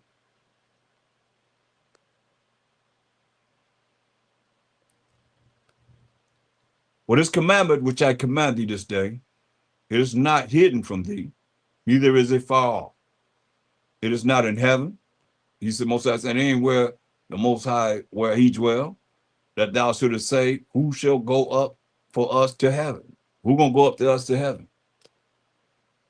And bring it unto us, that we may hear it and do it. Neither is it beyond the sea, that thou shouldest say, who shall go over the sea for us and bring it unto us, that we may hear it and do it. You see how important it is that we got to do it? It didn't say hear it and speak it. It say you got to hear it and do it. Do the commandments of the Most High, which is the laws of the Most High. But the word is very high unto thee, in thy mouth and in thy heart, in your mind, that thou mayest do it. That's the third time he done told us to what? Do it. Do the commandments of the Most High. Do the laws of the Most High. But the word is very nigh unto thee, in thy mouth and in thy heart, that thou mayest do it. For the third time. See, I have set before thee this day life and good, and death and evil. You see, evil brings death. Good brings everlasting life. We know what's good, class, right? Since they say we in the law so much, let's go to Romans, the 7th chapter and the 12th verse. Romans, the 7th chapter, what's good? The 12th verse. Wherefore the law is holy. The same laws we just read that the Most High wrote with his finger. We look at what's good. They say, wherefore the law is holy, and the commandment holy, and just and good. You see that? So the commandment of the laws is good, right? So now going back to Deuteronomy 30 and 15, it says, see, I have set before thee this day life and good. See, life and the commandments of the Most High, which is good. That's how you receive everlasting life. No different than when you read Baruch 4 and 1. I like to do this because there's so many of these doctrines of these, I call it crisp insanity, because it is, because they're not dealing with what the scripture says to please the Most High. Now, he wrote those laws with his finger, as we see. And these preachers are saying that you don't have to follow what he told you to do, but you got to follow what they tell you to do. And that's not do what he say do. Or prove me wrong. Baruch 4 and 1 says what? And we just talking about doing what he say do, his laws. This is the book of the commandments of the Most High. And the law that endureth how long? Forever. All they that keep it shall come to life, but such as leave it shall die. And it's amazing to me how, people don't want to really hear about how to make themselves right with the Most High. Everybody want to have their own little way of this is right in their own mind and do the things that they think are right from their own mind. How many people tell me all the time, I want to hear what you have to say. I want to say what the Bible says. That's what I want you to do. I want you to repeat what the Bible says, not what you have your opinion. Who cares about how I feel? I'm showing you what worked. Straight up. I'm showing what works with the Most High, with the Mashiach Yahushua. He said, I, my Father, are one. They agree. So you ain't running to one and ain't got to deal with the other. You run to him, you got to deal with him. Run to him, you got to deal with him. That's the Most High of the Mashiach Yahushua, no matter how you look at it. That's why I say this book of the commandments of the Most High that he wrote with his finger. I got to keep reminding you that, because a lot of y'all don't run. People running, they running from excuses. Oh, they don't want to hear that. They don't want to be brought up on, the fact that they're making excuses. Come on, ain't no excuse, man. What excuse you gonna give the Most High through the power of Mashiach Yahushua when he judges you? That's why I say this book of the commandments of the Most High and the law that endure, how long? Forever. This day, the law endureth this day and forever. All they that keep it shall come to life. That's why he said what he said. In verse 15 of Deuteronomy 30th chapter, see, I have set before thee this day life and good, right? And death and evil. So now, here it is being said again, this book of the commandments of the Most High in Baruch 4 and 1, and a law that endureth forever, all that keep it shall come to life. That's that life, to do good. Do the commandments of the Most High, do the laws of the Most High, but such as leave it shall die. That's what he's telling you right here. What's the difference? Choose life or death. That's it. Turn thee, O Jacob, and take hold of it. Walk in the presence of the light thereof, that thou mayest be illuminated. That's what he said. Baruch 3 and verse 13. It says, for if thou hadst walked in the way of the Most High, meaning keep his laws, thou shouldst have dwelled in peace forever. You hear that? If we'd have kept the laws of the Most High, we should have dwelt in peace forever. Hey, like, share, and hit the bell so you know when we having classes. Like the video. You see? So going back to Deuteronomy, the 30th chapter, while you see here, it says, see, I have set before thee this day. What do you say? Life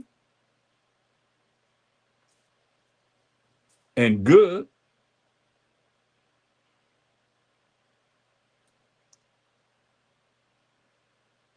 and death and evil. That's what he said before us. Um, it's very important that we make the right choice. Let's choose life and good. You choose life or death. That's what he said all the time, man.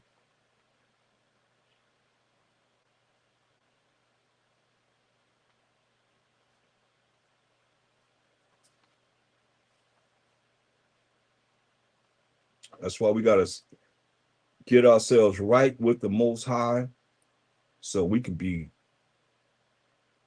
in the kingdom. If we worthy, it's on him.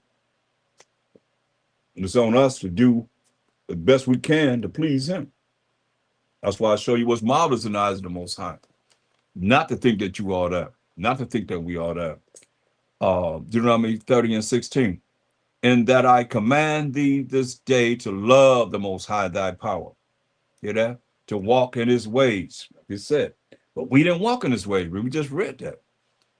You know, we'd have lived in peace if we'd have walked in his ways. But we didn't. He said, hey, walk in his ways and to keep his commandments over and over again, and his statutes and his judgments, that thou mayest live and multiply. And the Most High thy power shall bless thee in the land whither thou goest to possess it. But there's a condition, if there's a condition, thine heart turn away. If the heart is the mind, the way you think, turn away from doing what he say do, so that thou wilt not hear, you don't hear, but shall be drawn away and worship other gods, which we did, and serve them, which we did. I denounce it to you this day, that ye shall surely perish. Most High gonna kill us. And he did. And that ye shall not prolong your days upon the land, whither thou passest over Jordan to go to possess it. It's a wilderness over there. It's desolate over there, y'all. I call heaven and earth to record this day against you, that I have set before you life and death. He set before us life and death, blessing and cursing. You see, that's a balance. Most High is always a balance. Therefore, choose life. How do you choose life? We just read it in Baruch 4 and 1. These be the commandments of the Most High, the law that endureth forever. All that keepers shall come to life, all that leavers shall die. You say, I call heaven and earth, verse 19, to record this day against you, that I have set before you life and death, blessing and cursing. See? Therefore, choose life. Choose to keep the commandments of the Most High, that both thou and thy seed, our children, may live. Say thou, but that thou mayest love the Most High thy power, and that thou mayest obey his voice, and that thou mayest cleave unto him. For he is thy life. What else do you have that can take the place of the Most High? What is your life besides the Most High? That's what this world have you all towards. That's why seducing spirits have you thinking something else in another way. You hear what it says? That thou mayest love the Most High thy power, and that thou mayest obey his voice, and that thou mayest cleave unto him. Now we read in Ecclesiastes, the 2nd chapter. Now let's read it again. Because a lot of y'all say it's not canon, it's not real. Come on, what do you tell us? Ecclesiastes 2 and 3. It says, cleave unto him and depart not away, that thou mayest be increased at thy last end. You see? What does it say here? The same thing. He said, cleave unto him in Deuteronomy 30 and 20. Cleave unto him, for he is thy life and the length of thy days, that thou mayest dwell in the land which the Most High swear to thy fathers, to Abraham, to Isaac, and to Jacob, to give them. Straight up. That's why Proverbs 3 and 1. Proverbs 3 and 1. It don't change, y'all. It's just man have seduced you to believe in this Christian sanity madness, to be able to think that you can have faith and you're going to keep the laws. No, it don't work that way. He says, show me your faith by doing the laws of the Most High, by your works. That's the works he wants you to do. Do what he say do, or prove me wrong. Show me that you don't have to do what the Most High say do. He wrote the laws with his finger, and you giving him your middle finger by saying, I ain't got to do what you tell me to do, and you going to the kingdom. He gonna bless you. You gonna do exactly what he tell you not to do, and he's gonna bless you. And I hear it all the time. I'm like, wow. And people believe, you know why? Because they want to follow their own lust and desires and so forth. That's why Satan's gonna be sent to them. I already dealing with him. He's gonna be sent to him.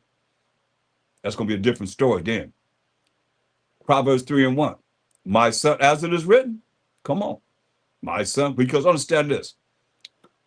Before I go any further, when you do evil, Most High is not evil. He created evil for those, because you know we're gonna eat of the tree of knowledge of good and evil. You already know everything, you know, past, present, future. You already know. So when you do evil, that's saying, okay, Satan, come on and get me.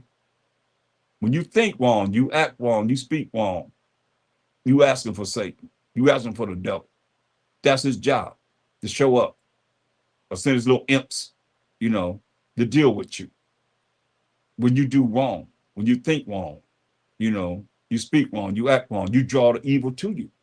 Listen, Proverbs 3 and 1. My son, forget not my law that they're telling you that under in these churches and so forth. You say, forget not my law, but let thine heart, which is your mind, the way you think, keep my commandments. What is this going to give you? For length of days and long life and peace. So they added to thee. But if you read the opposite, it's like you're going to be sinning, and the wages of sin is what? Death. Point blank. Period. Going back to Deuteronomy 30. Let me see if that's what.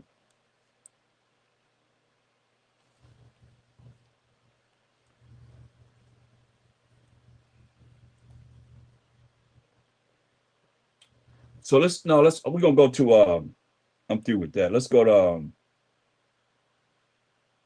Luke, the 14th chapter, since I've been in the law. Let's go to the Gospels. Go to Luke, the 14th chapter. And we're looking at excuses, y'all. So a lot of people have excuses this way, that way, whatever. How people, you know, they can reject salvation, power from authority on this earth, or coming into the real truth. We see that all the time. We're going to Luke, the 14th chapter.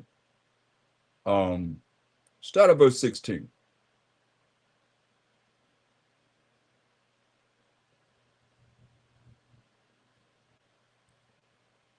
Then said he unto him, a certain man made a great supper and bade many. So a supper is being made. And he told a lot of people to come to this supper. And sent his servant at supper time to say to them that were bidden, come. He said, come. For all things are now ready. Say, come, for everything's ready. Right? And they all with one consent began to make excuse. Now you look at this, because it's going to come a time when that supper going to be real important, man. Look at Revelations, the 3rd chapter. the 20th and the 21st verse. Listen at this.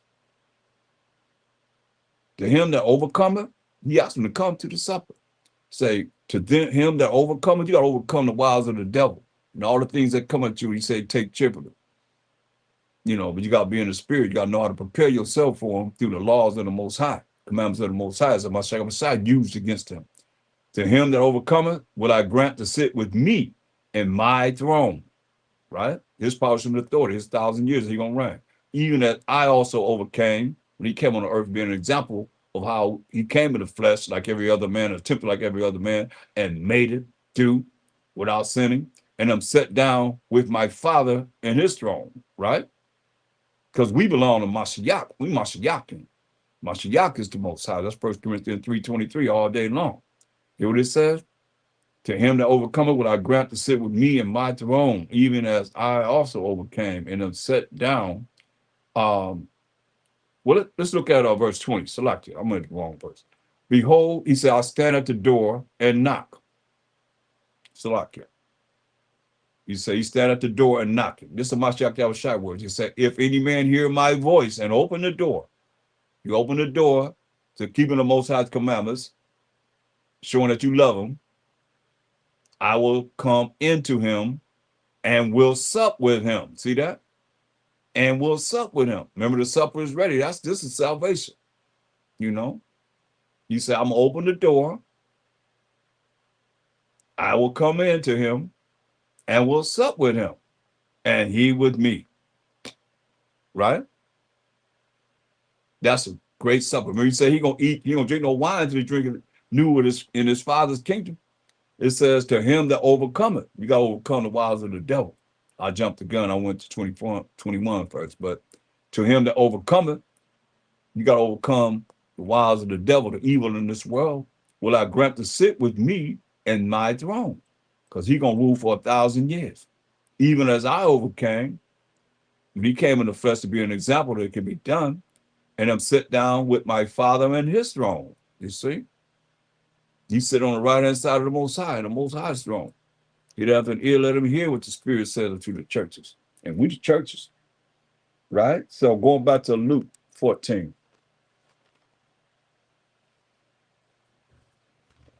Luke, the 14th chapter.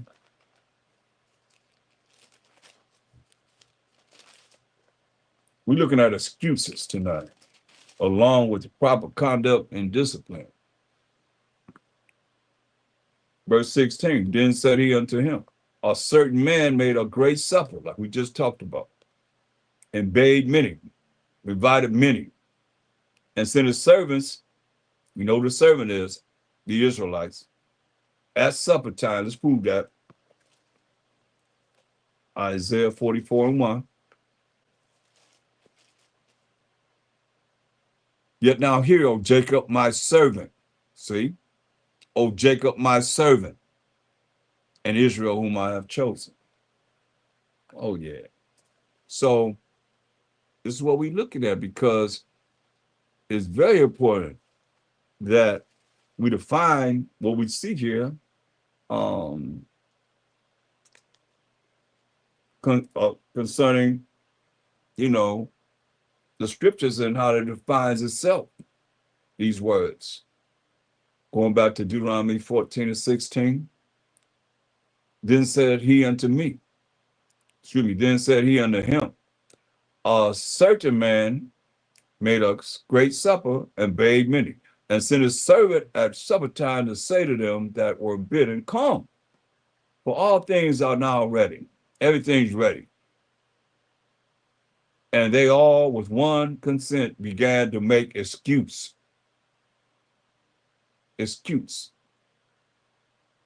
Got something else they got to do. The first said unto him, I have bought a piece of ground. I done bought some land, and I must needs go and see it. I pray thee have me excuse. It's going to be like this for a lot of people. They don't know. Like you say, he's going to come like a thief in the night. Nobody know when he coming. He going to come unawares, because they're not going to be aware of him coming. You say, hey, come on. Like I see it now. Hey, come on, it's time to go. And people going to have excuses and get burnt up crispy. Straight up. That's what it says. in the scriptures. So he said, hey, I pray thee, excuse me, I got some land I got to go see. And another said, I have bought 5 yokes of oxen, and I go to prove them. I pray thee, have me excuse. This salvation, talking about being saved. And another said, I have married a wife, and therefore I cannot come. So that servant came and showed his master, excuse me, it's still locked in inside about so much of this. His master is dealing with Lord and Baal, Salaki. Showed his ruler these things. Then the ruler of the house, should I put it in there? Let me show you that, just in case some of you might be new. Well, I ask the Most High, forgive me for even saying it, because of Exodus 23 and 13 said we're not supposed to let the names of other gods come out of our mouth. You see, it say Baal, this is in the Zondervan Compact Bible Dictionary. Say Baal means Lord, or Master. You know, it also means in other dictionaries, it tells you it means Husband. So, look, you see that?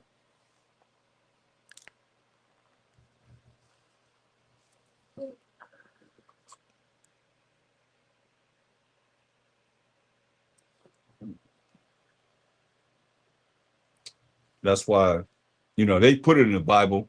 They have us call on these names, and we don't know it. That's why I'm trying to expose, as the Spirit of the Most High showed me that, and I'm exposing it to everyone, you know,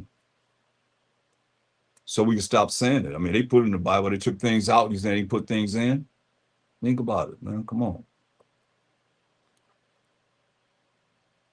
Luke 14:21. So that servant came and showed his ruler these things. Then the ruler of the house began being angry, said to his servant, go out quickly into the streets and lanes of the city, and bring in hither the poor and the maimed and the halt and the blind, everybody that's disabled in this way or whatever way.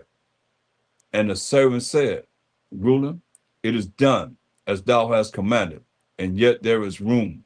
There's more room. Even though I went out, you know, and got the poor and the maimed and the halt and the lame. And the ruler said unto the servant, go out into the highways and hedges and compel them to come in, that my house may be filled. Go get more, you know. For I say unto you that none of those men which were bidden shall taste of my supper. We just read about a supper in Revelation 3:20 and 21. You hear that? Like, this is a highest calling you can be called in. And I can see where, like we read in 2 Ezra 9:22, he said, let the multitude perish then, which were born in vain, and let my grape and my plant be careful with great labor, have I made it perfect. I can see that. He said, for I say unto you that none of those men which were bidden shall taste of my supper. See.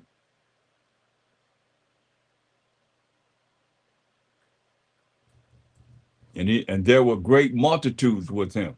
And he turned and said unto them, because everybody have excuses, right? But he said, look what he said. If any man come to me and hate not his father and mother and wife and children and brethren and sisters, yeah, and his own life also, he could not be my disciple.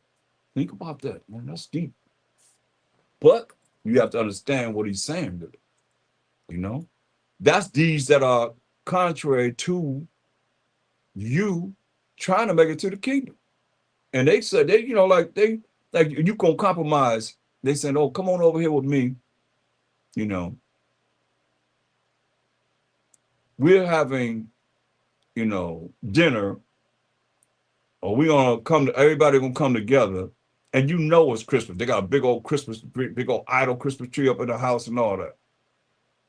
And you going over there, and everybody they singing Christmas songs and opening up presents, and they operating. Just giving an example, man. Your excuses, you got to go over there and deal with that.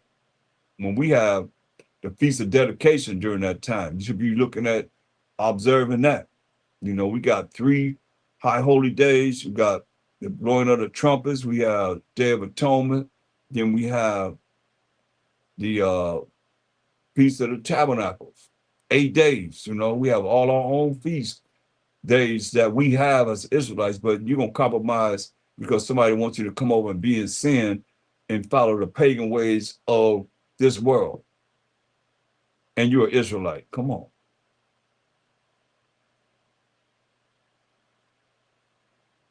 That's why he said. And you compromise with your salvation. That's why he said, if any man come to me and hate not his father, he's not talking about, disrespecting your father or mother. He's talking about those that are having you do wrong, man. Not keep the commandments of the Most High. It's not an easy task, but you'll get used to it and they'll get used to it. Discipline, like I said, a proper discipline, a proper conduct, either accepted or not. If you can't show that you're right according to these scriptures, and you do show that you're right according to these scriptures, and they denounce that, then you're dealing with, so I don't care who it is. That's what he's saying. Those that come against, the Holy Spirit, it's unforgivable in this life and the life to come. I don't care who it is. Don't matter. If he said, if any man come to me and hate not his father and mother and wife and children, you heard he didn't say, yo, king, women. You heard he denounced it. He denounced that, did he? He didn't say that. It's not there. Many men come to me and hate not his father and mother and wife and children and brethren and sisters. Yeah, yeah. He said, and his own life also. When you're going to do something that's wrong, contrary to the laws, statutes, commandments of the Most High, he cannot be my disciple. What he said, whosoever does not bear his cross, you ain't want to go through the affliction you got to go through and being in this truth and come after me, cannot be my disciple. You got to man up and take it. You got to woman up and take it, man. So you cannot be a disciple. You don't want to go through the affliction that you got to go through. He said, look what he went through. You ain't willing to go through that? Hey, you cannot be his disciple, he said. Me, none of his. You don't care. So everybody going to be saved. You got those that don't want to do that. You got those that compromise with this way, that way, whatever. Or you got to honor their mother and their father, and they bow down the Christmas tree. Israelite, going up in there, putting their present under that Christmas tree, bowing down to that Christmas tree, putting it under there. And then whenever they go, whoever going to get it from under there, might be you, bowing down to that Christmas tree to get the present from under it, bowing down to that idol. That's an idol, y'all. Tell you that in Jeremiah 10:1, a whole, lesson on that. Christmas. Jeremiah 10:1-5, man. I'll tell you about that. That's what he's saying, man. You ain't willing to take the affliction that you got to go through and being in this truth. Ain't no, you got to prove yourself.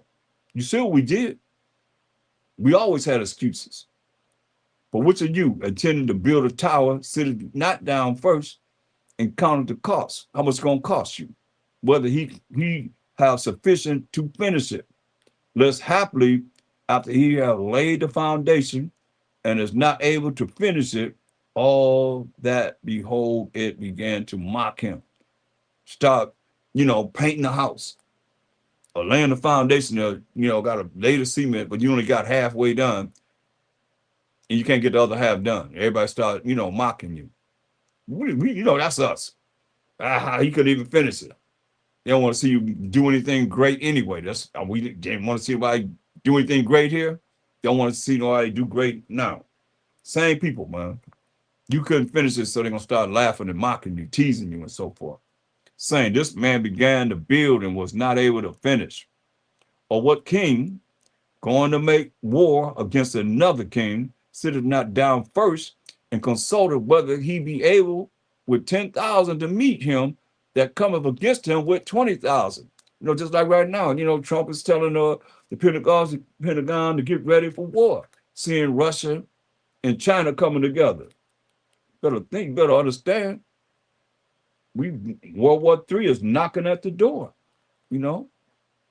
Russia, China, India, Korea, North Korea, all of them joined together. Come on.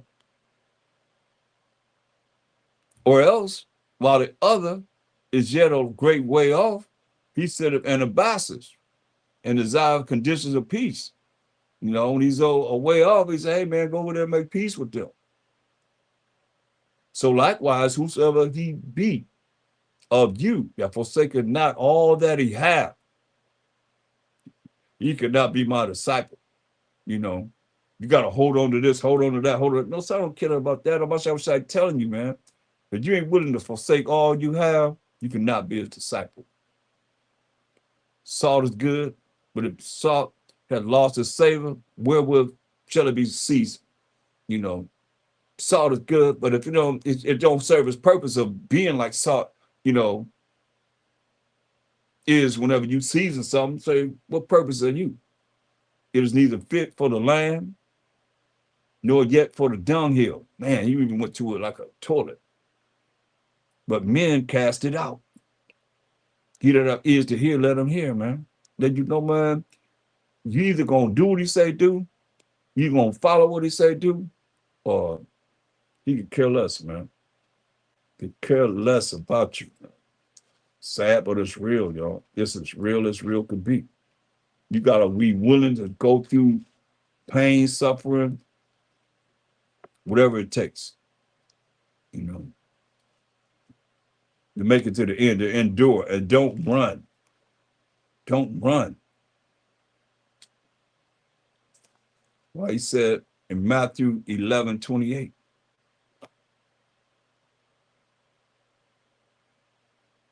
He said, come unto me, all ye that labor and are heavy laden, and I will give you rest.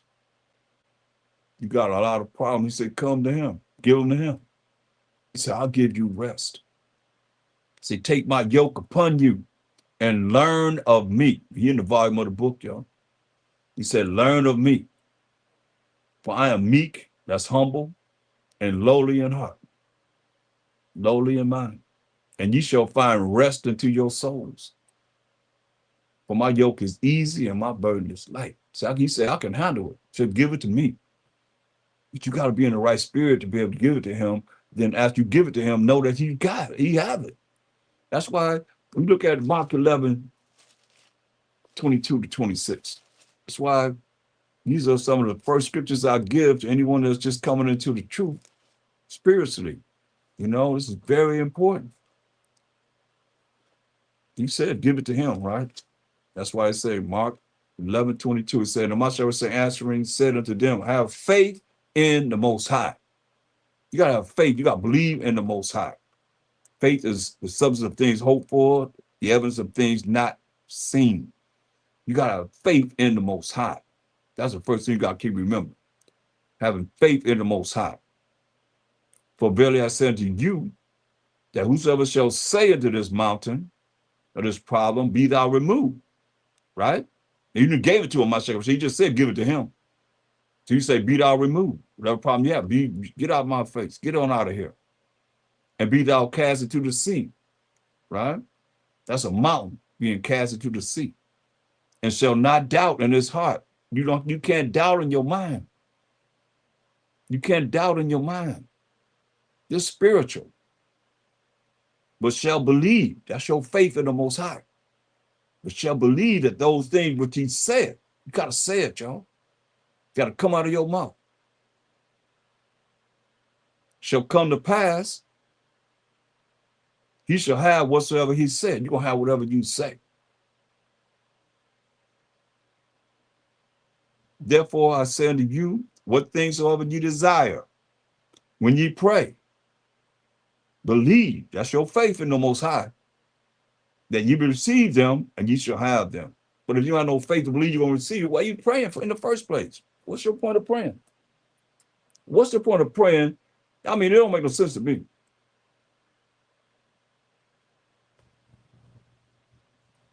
You praying, but you don't believe that whatever you're praying for, you're going to receive. What's the point?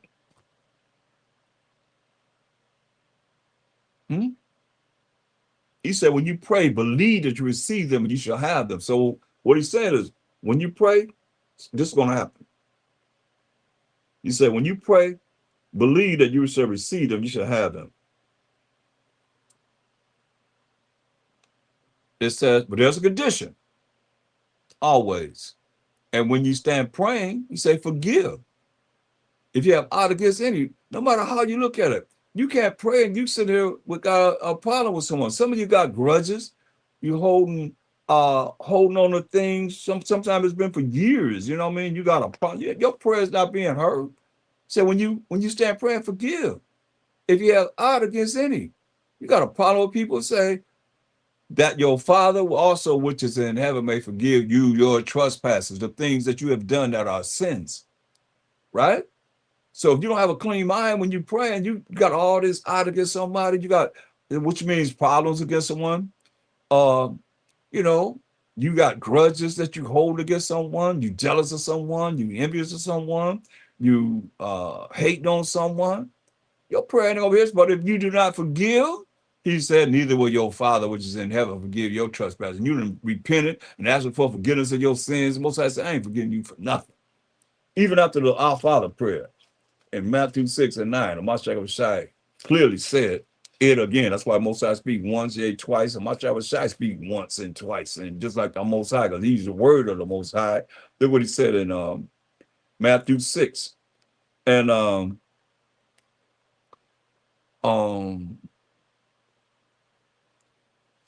on. Matthew 6 and 14. It says, for if you forgive men their trespasses, your heavenly Father will also forgive you. You see? But you sit up here with a grudge, you holding on to uh, problems that you have with someone. Most I ain't hearing you. That's what it says. If you forgive men their trespasses, your heavenly Father will also forgive you. But if you forgive not men their trespasses, neither will your Father forgive your trespasses. See? Most are not going to forgive your trespasses. Simple as that. St. John 14.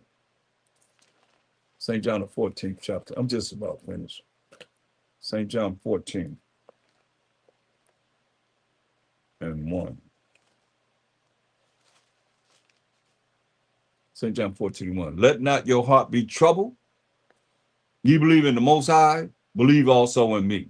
It's amazing to me how people think that in Christian insanity, they really think that the Most High is the Mashiach Shai, the Mashiach Shai is the Most High. Look what it said. Let not your heart be troubled. Don't let the heart is your mind the way you think. So don't be, don't be worrying. Because your worry gonna cancel out your faith. Straight up. He said, first thing he told us in Mark 11:22, what did he say? Have faith in the Most High. So when you worry, you cancel out your faith.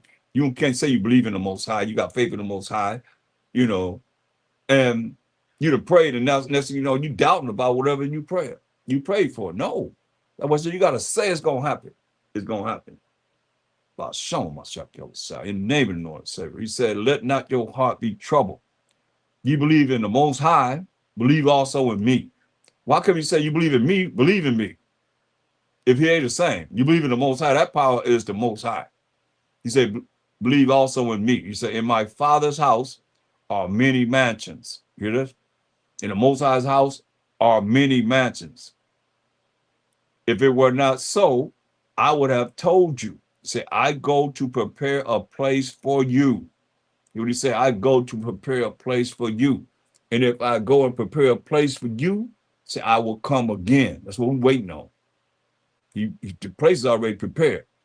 And receive you unto myself, that where I am, there ye may be also. Let me show that the place is already prepared. Go to 2nd Ezra 8 and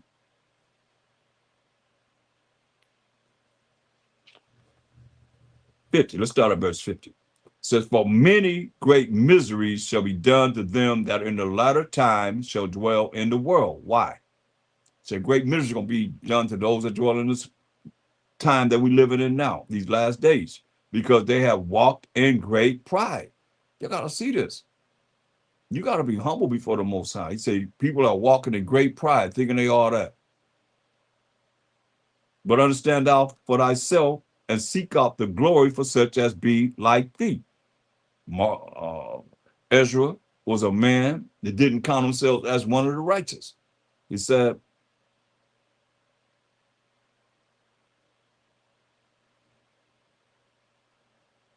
for unto you, those that are like Ezra, is paradise open.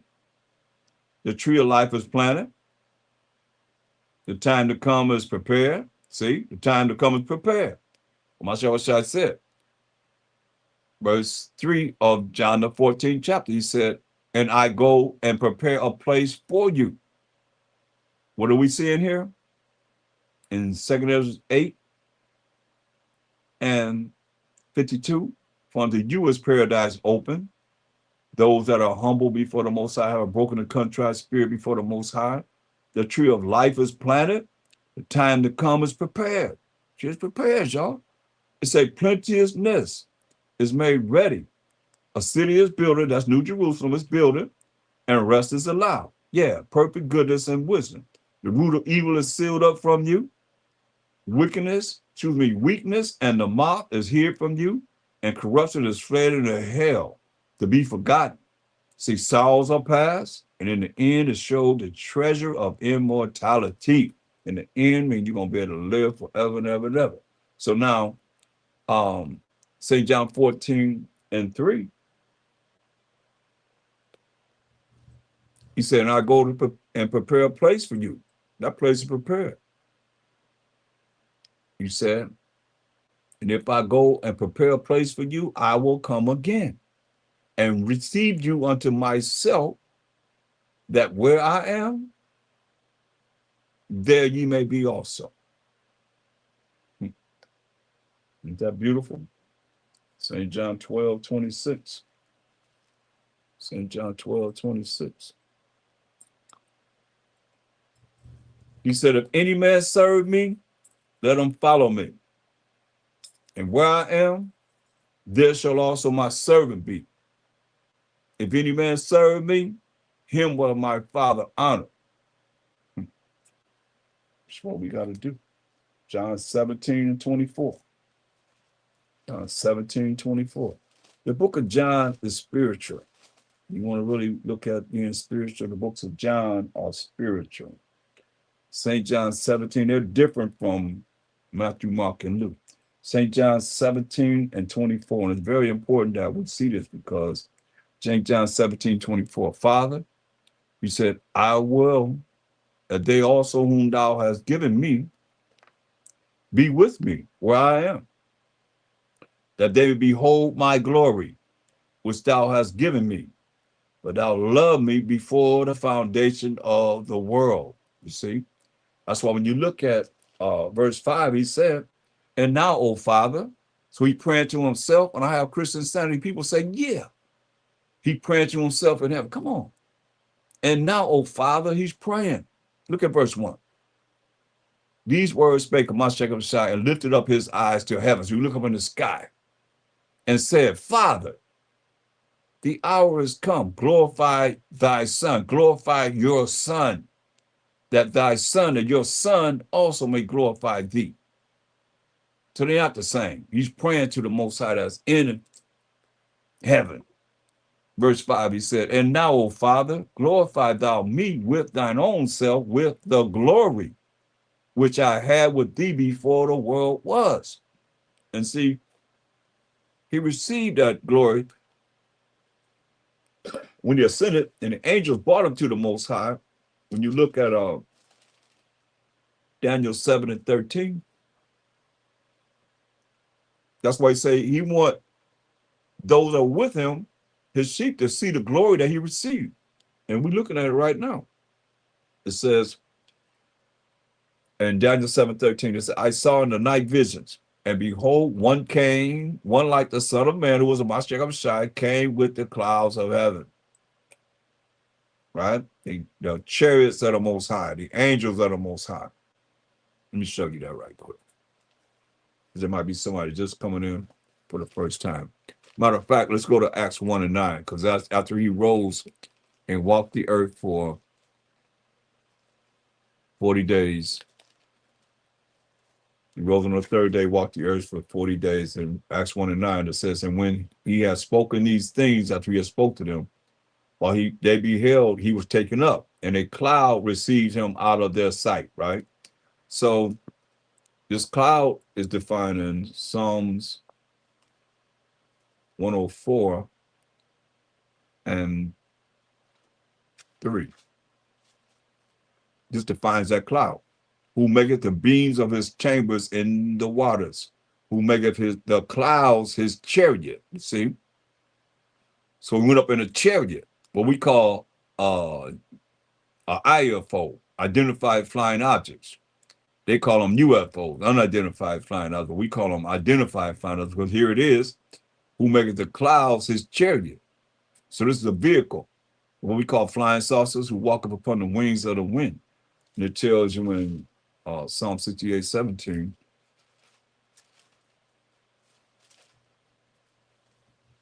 the chariots of the Most High, which are the flying saucers, the chariots of the Most High, what we call the identified flying objects. Chariots of the Most High are 20,000, even thousands of angels, see? So the angels are the ones that's driving the chariots, So therefore, he went up in a cloud, right? They seen him going up. So now Daniel seen what happened. That's why I say, Daniel see what happened in Daniel 7:13. And I saw in the night visions, because Most High speak through dreams and visions. And behold, one like the Son of Man, that's what Mashiach Yahushua, came with the clouds of heaven, the angels of heaven, and came to the Ancient of Days, and they brought him near before him. Remember, he prayed when he was on the earth in the flesh, what he prayed for. That he had a glory that he had with the Most High before the world was, right? Listen, we're looking for that. And there was given him dominion and glory. See, there it is right there. And there was given unto him dominion and glory, right? And a kingdom that all people, nations, and languages should serve him. That his dominion is an everlasting dominion, which shall not pass away, and his kingdom that which shall not be destroyed. He got next forever and ever and ever. We got next forever and ever and ever. Straight up. If that sound great? That's why it says. And since we in 7, let's jump down to verse 18. It say, but the saints of the Most High shall take the kingdom and possess the kingdom. How long? Forever, even forever and ever. That's why you look at Daniel 2:44. And in the days of these kings shall the power of heaven set up a kingdom which shall never be destroyed. And the kingdom shall not be left to other people, but it shall break in pieces and consume all these kingdoms, and it shall stand forever. Daniel 7:27. And the kingdom of the dominion and the greatness of the kingdom under the whole heaven shall be given to the people of the saints of the Most High. Who the saints of the Most High? Psalms 148:14. Y'all should know that by heart. Psalms 148:14 defines who the saints are. And see, it's amazing to me how, people will come up and they will denounce everything that's being said here just to continue to have their Christian sanity doctrines going forth. We're going to break through all of that. We're going to bring down all them strongholds, Psalm 148:14. He also exalted the horn, which is the power of his people, the praise of all his saints. Who are the saints? Even of the children of Israel, who are we? A people near unto him. Praise ye the Most High. So now we know the saints are the 12 tribes of Israel. They say the saints shall take the kingdom. So that's the 12 tribes of Israel and possess the kingdom even forever and ever and ever, So now looking at Daniel 7:22-27, Slakia, it's and the kingdom, matter of fact, 22 looks pretty good. Let me go there. The Spirit called it out. Until the Ancient of Days came, and judgment was given to the saints of the Most High. And the time came that the saints possessed the kingdom. You hear that? Verse 27, again. And the kingdom of dominion and the greatest of the kingdom under the whole heaven shall be given to the people of the saints of the Most High. That's us, the 12 tribes of Israel, Judah, Benjamin, Levi, Simeon, Zebulun, Ephraim, Manasseh, Gad, Reuben, Naphtali, Asher, and Issachar. Shall be given to the people of the saints of the Most High, whose kingdom is an everlasting kingdom, and all dominions shall serve and obey him. That's why it's very important, y'all.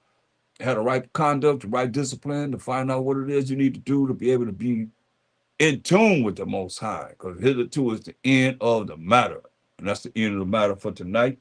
Matter of fact, I want to go through a few more. I'm going to go to 1 Thessalonians 4:17. 1 Thessalonians 4:17 before it's close. I don't want to leave y'all hanging like that. 1 Thessalonians 4:17.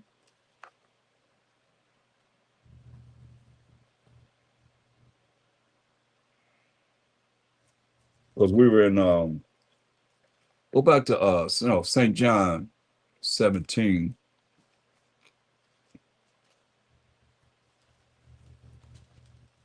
'24. Say, Father, I will that they also whom thou hast given me be with me where I am, that they may behold my glory. You see, he was given that glory, which thou hast given me, for thou lovest me before the foundation of the world, right? So now we're going to look at 1 Thessalonians 4:17. It says, then we which are alive, let's look at verse 1 Thessalonians 4:16. It says, for Mashiach Yahushua himself shall descend from heaven with a shout, and with the voice of the archangel, and with the trump of the Most High, and the dead that have died, Shalom Mashiach Yahushua, in the name of the Lord and Savior, shall rise first, right? So you have those that understood in the name of the Lord and Savior going to rise first, that are transgression. Then we which are alive, it's going to be those that are going to be alive and remain, shall be caught up together with a Mashiach Yahushua, with them in the clouds, right? With the angels, to meet a Mashiach Yahushua in the air, and so shall we ever be with a Mashiach. Wherefore comfort one another with these words, for real. And we're going to be able to sit at that supper that he told us in Revelation 3:20. He tells us in go to Luke 12:37. Luke 12:37.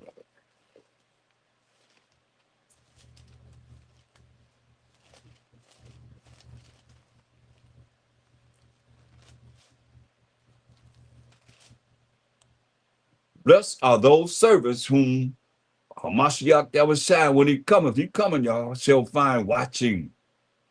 Knowing what to watch for, y'all. Knowing what to look for.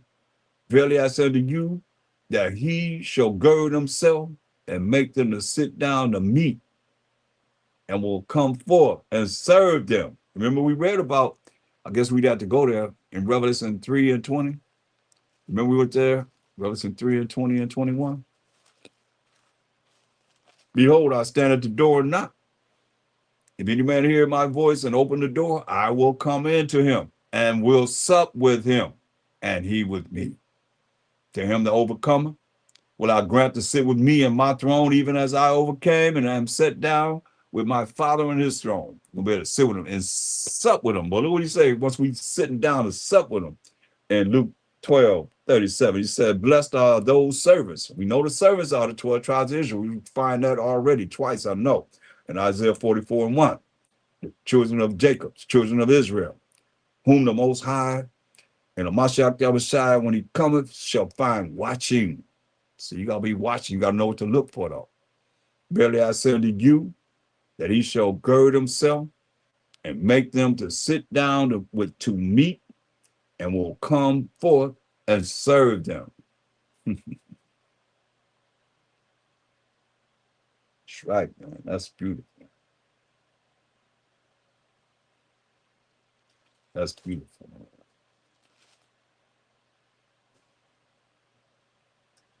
So look at Daniel's 7:28. That's beautiful, man. To be able to think about, we able to sit down and sup have supper with a Mashiach Yahushua. Y'all ready for that? Man, what kind of meal is that going to be? Wow. The best of the best. You know what I mean? Like, we can't even imagine what the garbage that we be eating here. It say Daniel 7:28. Hitherto is the end of the matter. That's all I gotta say. It's the end of the matter. I say, Crum Most High, Crum Mashiach Yahushua, and Crum Yasharala and the water for joining me. Hit a like, hit one of the likes. And we'll be on tomorrow at 1:30 Pacific time. And join us. And I'm out. Shalom. The water for joining me.